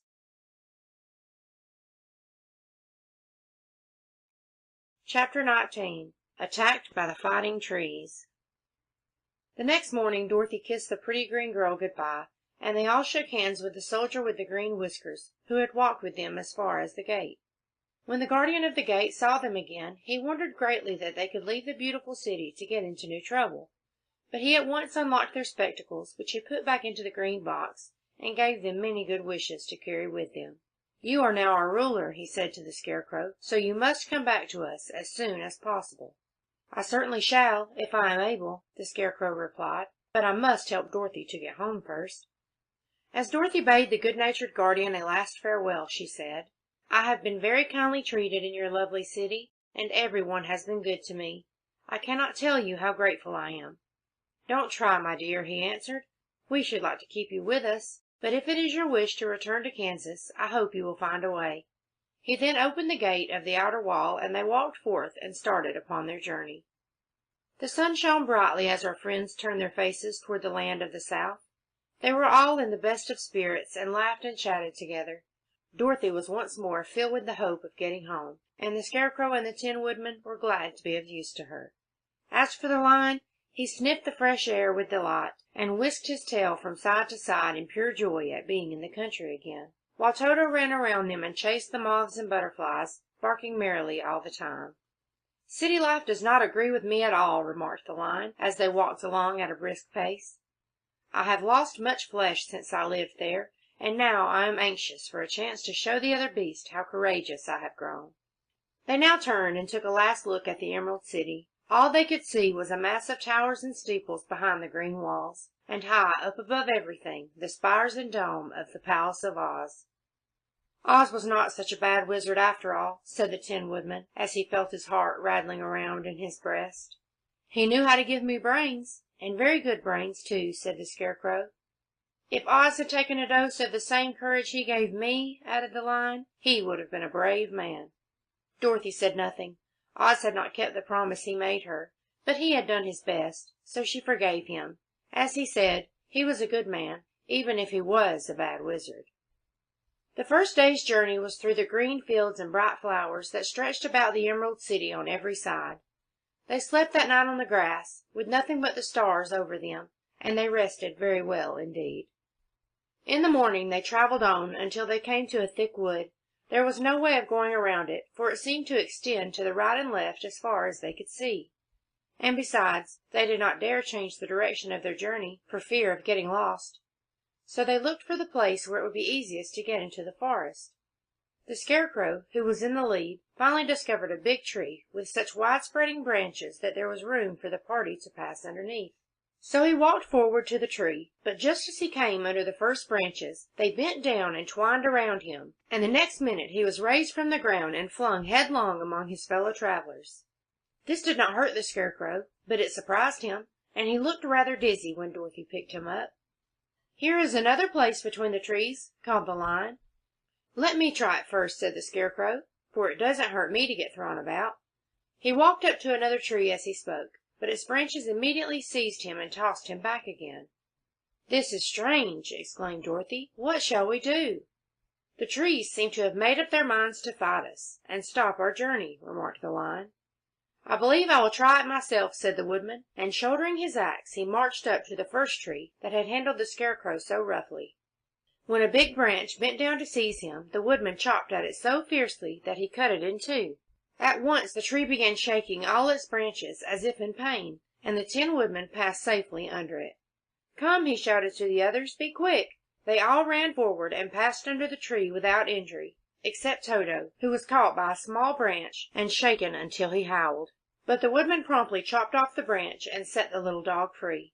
The other trees of the forest did nothing to keep them back, so they made up their minds that only the first row of trees could bend down their branches, and that probably these were the policemen of the forest, and given this wonderful power in order to keep strangers out of it.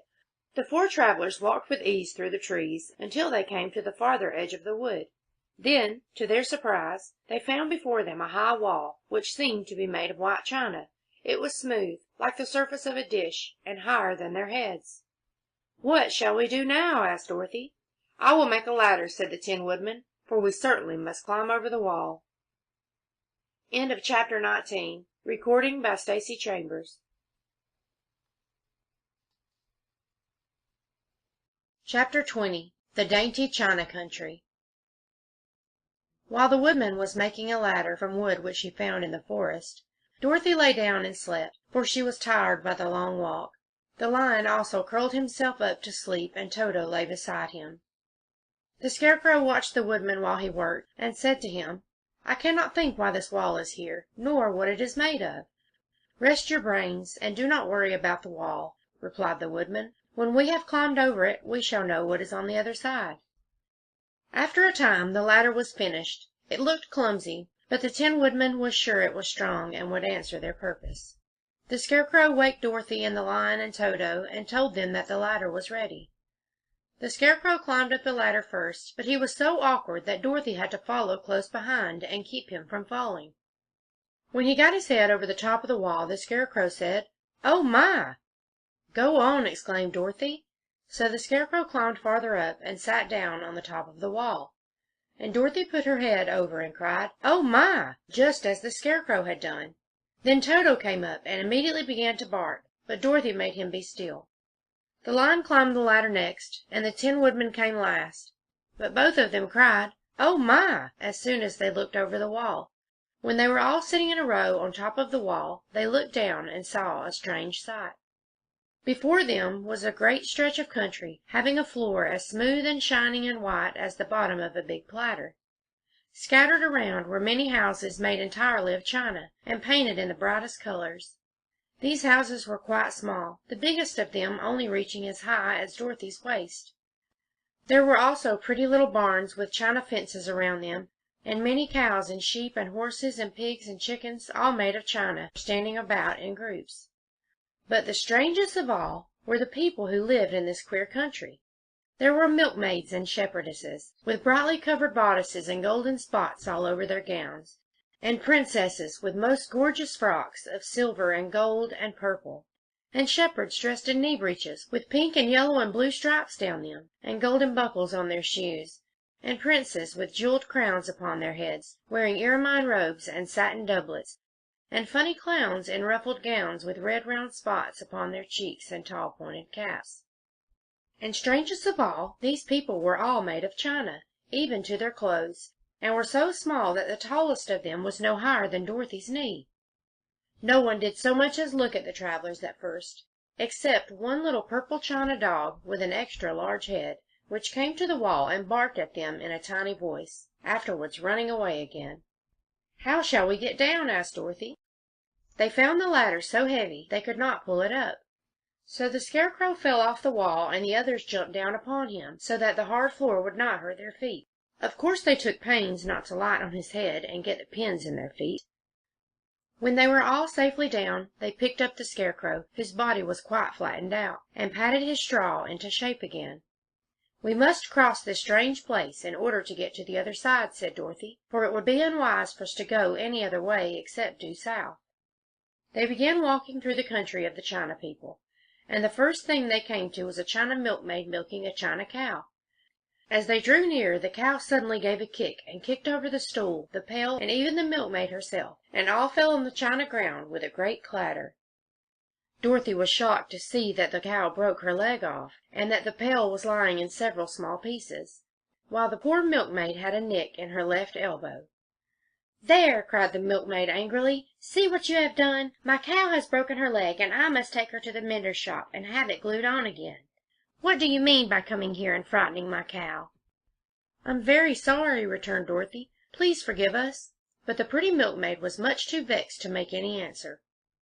She picked up the leg sulkily and led her cow away, the poor animal limping on 3 legs. As she left them, the milkmaid cast many reproachful glances over her shoulder at the clumsy strangers, holding her nicked elbow close to her side. Dorothy was quite grieved at this mishap. "We must be very careful here," said the kind-hearted woodman, "or we may hurt these pretty little people so they will never get over it." A little farther on, Dorothy met a most beautifully dressed young princess, who stopped short as she saw the strangers and started to run away.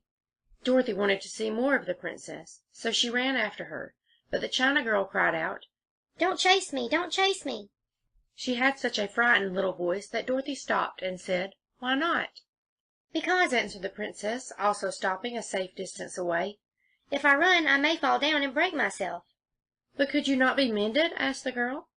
"Oh, yes, but one is never so pretty after being mended, you know," replied the princess. "I suppose not," said Dorothy. "Now, there is Mr. Joker, one of our clowns," continued the China lady, "who is always trying to stand upon his head. He has broken himself so often that he is mended 100 places, and doesn't look at all pretty. Here he comes now, so you can see for yourself." Indeed, a jolly little clown came walking toward them, and Dorothy could see that in spite of his pretty clothes of red and yellow and green, he was completely covered with cracks running every which way and showing plainly that he had been mended in many places. The clown put his hands in his pockets, and after puffing out his cheeks and nodding his head at him saucily, he said, "My fair lady, why do you stare at poor old Mr. Joker? You're quite as stiff and prim as if you'd eaten up a poker." "Be quiet, sir," said the princess. "Can't you see these are strangers and should be treated with respect?" "Well, that's respect I expect," declared the clown, and immediately stood upon his head.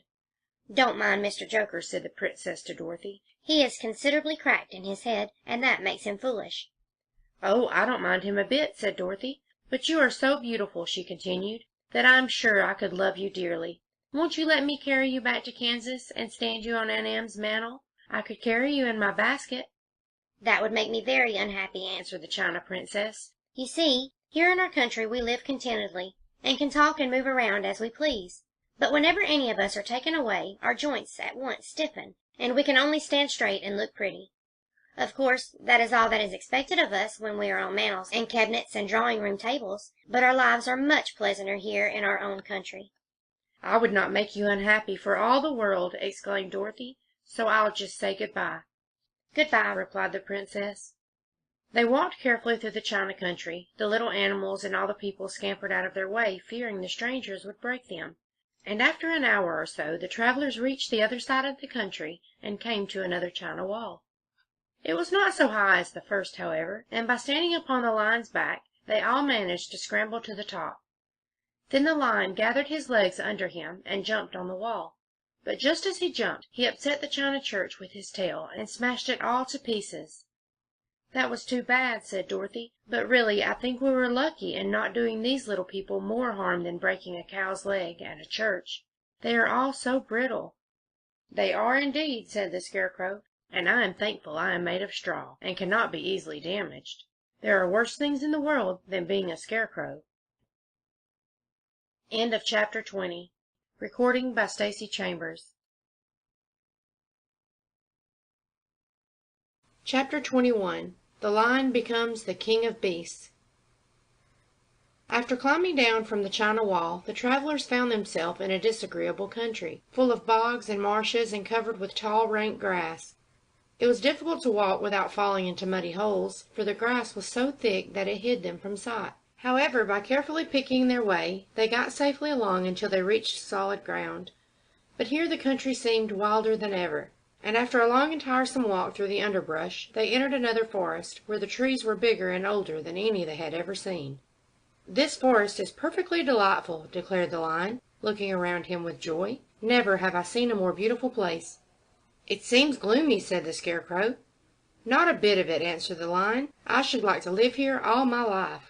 See how soft the dried leaves are under your feet, and how rich and green the moss is that clings to these old trees. Surely no wild beast could wish a pleasanter home." "Perhaps there are wild beasts in the forest now," said Dorothy. "I suppose there are," returned the lion, "but I do not see any of them about."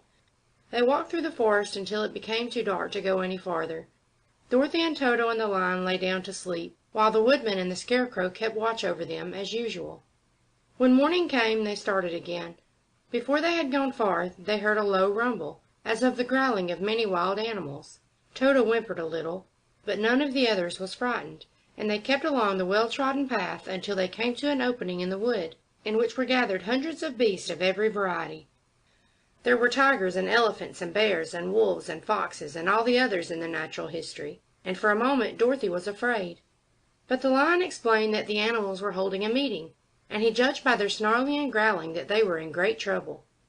As he spoke, several of the beasts caught sight of him, and at once the great assemblage hushed as if by magic. The biggest of the tigers came up to the lion and bowed, saying, "Welcome, O King of Beasts. You have come in good time to fight our enemy and bring peace to all the animals of the forest once more." "What is your trouble?" asked the lion quietly. "We are all threatened," answered the tiger, "by a fierce enemy which has lately come into this forest. It is a most tremendous monster, like a great spider, with a body as big as an elephant and legs as long as a tree trunk. It has 8 of these long legs, and as the monster crawls through the forest, he seizes an animal with a leg and drags it to his mouth, where he eats it as a spider does a fly. None of us is safe while this fierce creature is alive, and we had called a meeting to decide how to take care of ourselves when you came among us." The lion thought for a moment. "Are there any other lions in this forest?" he asked. "No, there were some, but the monster has eaten them all, and besides, there were none of them nearly so large and brave as you. If I put an end to your enemy, will you bow down to me and obey me as king of the forest?" inquired the lion. "We will do that gladly," returned the tiger, and all the other beasts roared with a mighty roar. "We will." "Where is this great spider of yours now?" asked the lion. "Yonder, among the oak trees," said the tiger, pointing with his forefoot. "Take good care of these friends of mine," said the lion, "and I will go at once to fight the monster." He bade his comrades good-bye and marched proudly away to do battle with the enemy. The great spider was lying asleep when the lion found him, and it looked so ugly that its foe turned up its nose in disgust. Its legs were quite as long as the tiger had said, and its body covered with coarse black hair. It had a great mouth with a row of sharp teeth a foot long, but its head was joined to the pudgy body by a neck as slender as a wasp's waist. This gave the lion a hint of the best way to attack the creature, and as he knew it was easier to fight it asleep than awake, he gave a great spring and landed directly upon the monster's back. Then, with one blow of his heavy paw, all armed with sharp claws, He knocked the spider's head from its body. Jumping down, he watched it until the legs stopped wiggling, when he knew it was quite dead. The lion went back to the opening where the beasts of the forest were waiting for him, and said proudly, "You need fear your enemy no longer." Then the beasts bowed down to the lion as their king, and he promised to come back and rule over them as soon as Dorothy was safely on her way to Kansas. End of chapter 21. Recording by Stacey Chambers. Chapter 22. The Country of the Quadlings. The four travelers passed through the rest of the forest in safety, and when they came out from its gloom saw before them a steep hill covered from top to bottom with great pieces of rock. "That will be a hard climb," said the Scarecrow, "but we must get over the hill nevertheless." So he led the way and the others followed. They had nearly reached the first rock when they heard a rough voice cry out, "Keep back!" "Who are you?" asked the Scarecrow. Then a head showed itself over the rock, and the same voice said, "This hill belongs to us, and we don't allow anyone to cross it." "But we must cross it," said the Scarecrow. "We're going to the country of the Quadlings." "But you shall not," replied the voice, and there stepped from behind the rock the strangest man the travelers had ever seen. He was quite short and stout, and had a big head, which was flat at the top and supported by a thick neck full of wrinkles. But he had no arms at all, and seeing this, the Scarecrow did not fear that so helpless a creature could prevent them from climbing the hill. So he said, "I'm sorry not to do as you wish, but we must pass over your hill, whether you like it or not," and he walked boldly forward. As quick as lightning the man's head shot forward, and his neck stretched out until the top of the head, where it was flat, struck the Scarecrow in the middle, and sent him tumbling over and over down the hill.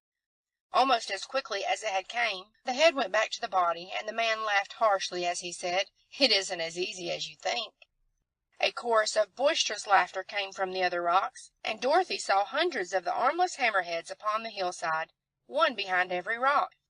The lion became quite angry at the laughter caused by the Scarecrow's mishap, and giving a loud roar that echoed like thunder, he dashed up the hill. Again a head shot swiftly out, and the great lion went rolling down the hill as if he had been struck by a cannonball. Dorothy ran down and helped the Scarecrow to his feet, and the lion came up to her, feeling rather bruised and sore, and said, "It is useless to fight people with shooting heads. No one can withstand them." "What can we do, then?" she asked. "Call the winged monkeys," suggested the Tin Woodman. "You still have the right to command them once more." "Very well," she answered, and putting on the golden cap, she uttered the magic words. The monkeys were as prompt as ever, and in a few moments the entire band stood before her. "What are your commands?" inquired the King of the Monkeys, bowing low. "Carry us over the hills to the country of the Quadlings," answered the girl. "It shall be done," said the king, and at once the winged monkeys caught the four travelers and Toto up in their arms and flew away with them. As they passed over the hill, the hammerheads yelled with vexation and shot their heads high in the air, but they could not reach the winged monkeys, which carried Dorothy and her comrades safely over the hill and set them down in the beautiful country of the Quadlings. "This is the last time you can summon us," said the leader to Dorothy, "so goodbye, and good luck to you." "Goodbye, and thank you very much," returned the girl, and the monkeys rose into the air and were out of sight in a twinkling. The country of the Quadlings seemed rich and happy. There was field upon field of ripening grain, with well-paved roads running between, and pretty rippling brooks with strong bridges across them. The fences and houses and bridges were all painted bright red, just as they had been painted yellow in the country of the Winkies, and blue in the country of the Munchkins. The Quadlings themselves, who were short and fat and looked chubby and good-natured, were dressed all in red, which showed bright against the green grass and the yellowing grain. The monkeys had sat them down near a farmhouse, and the four travelers walked up to it and knocked at the door. It was opened by the farmer's wife, and when Dorothy asked for something to eat, the woman gave them all a good dinner, with 3 kinds of cake and 4 kinds of cookies, and a bowl of milk for Toto. "How far is it to the castle of Glinda?" asked the child. "It is not a great way," answered the farmer's wife.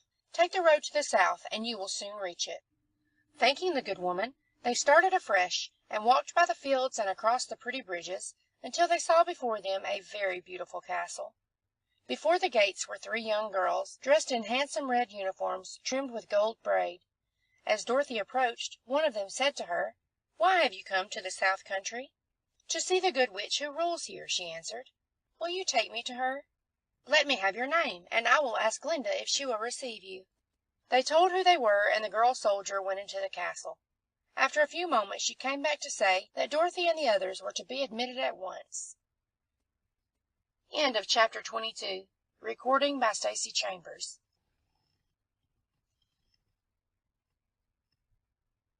Chapter 23.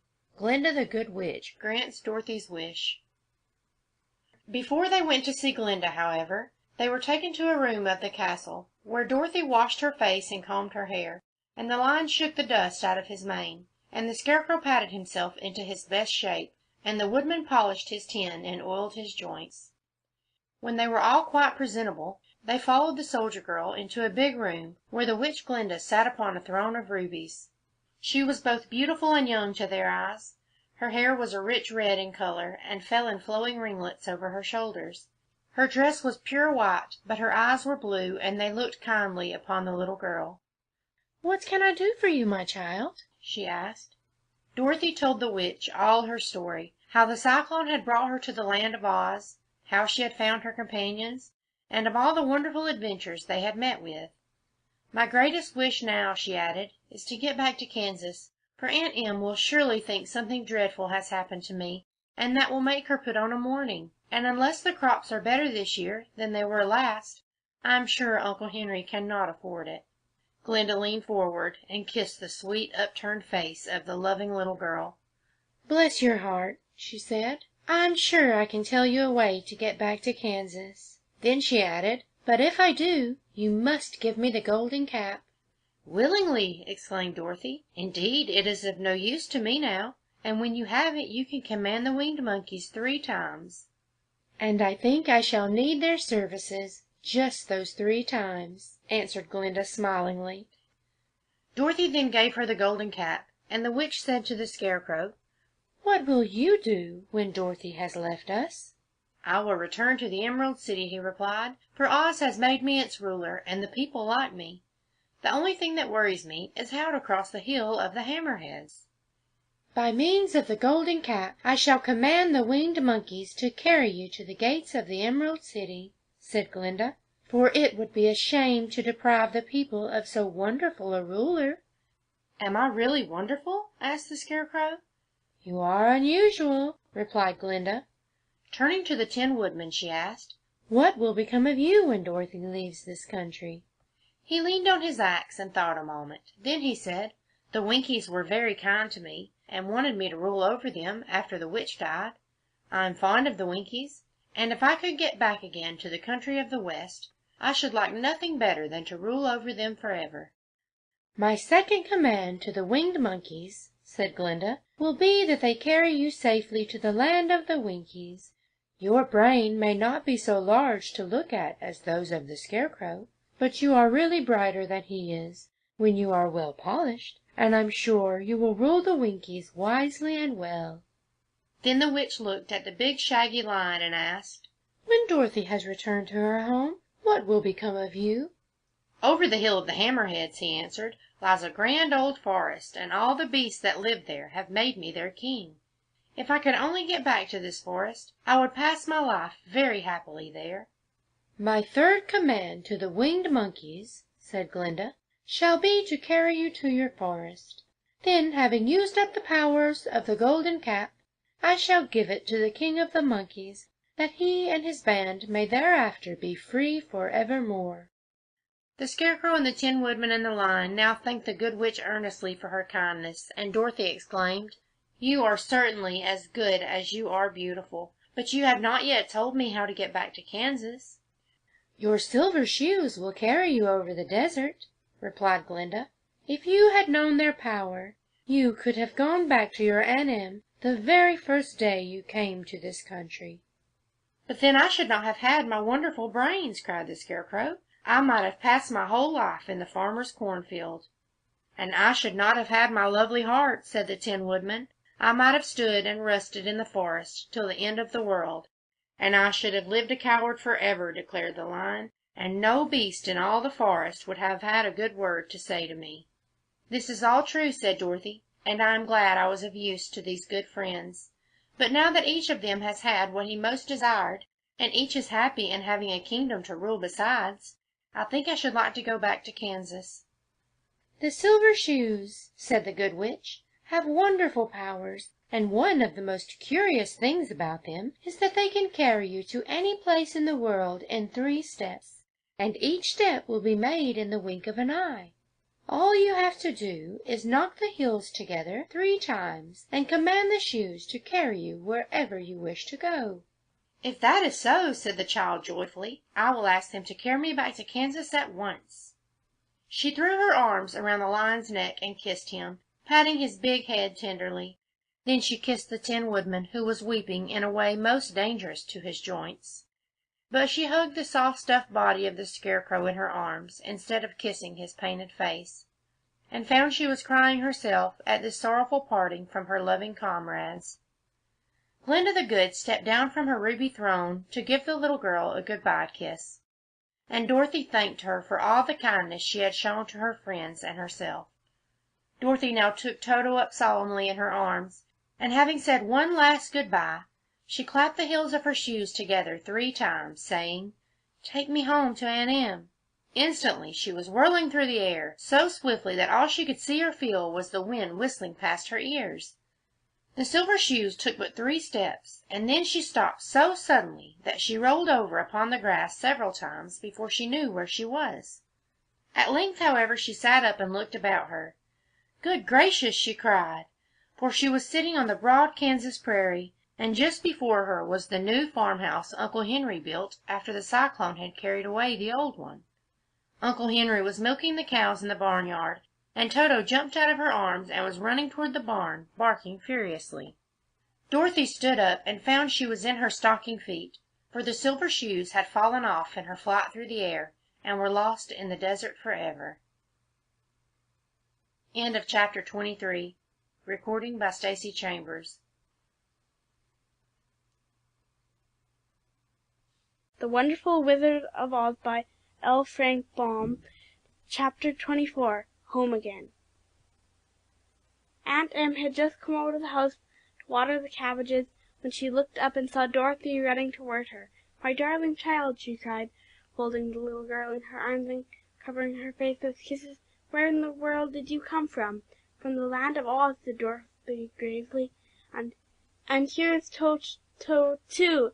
And oh, Aunt Em, I'm so glad to be at home again."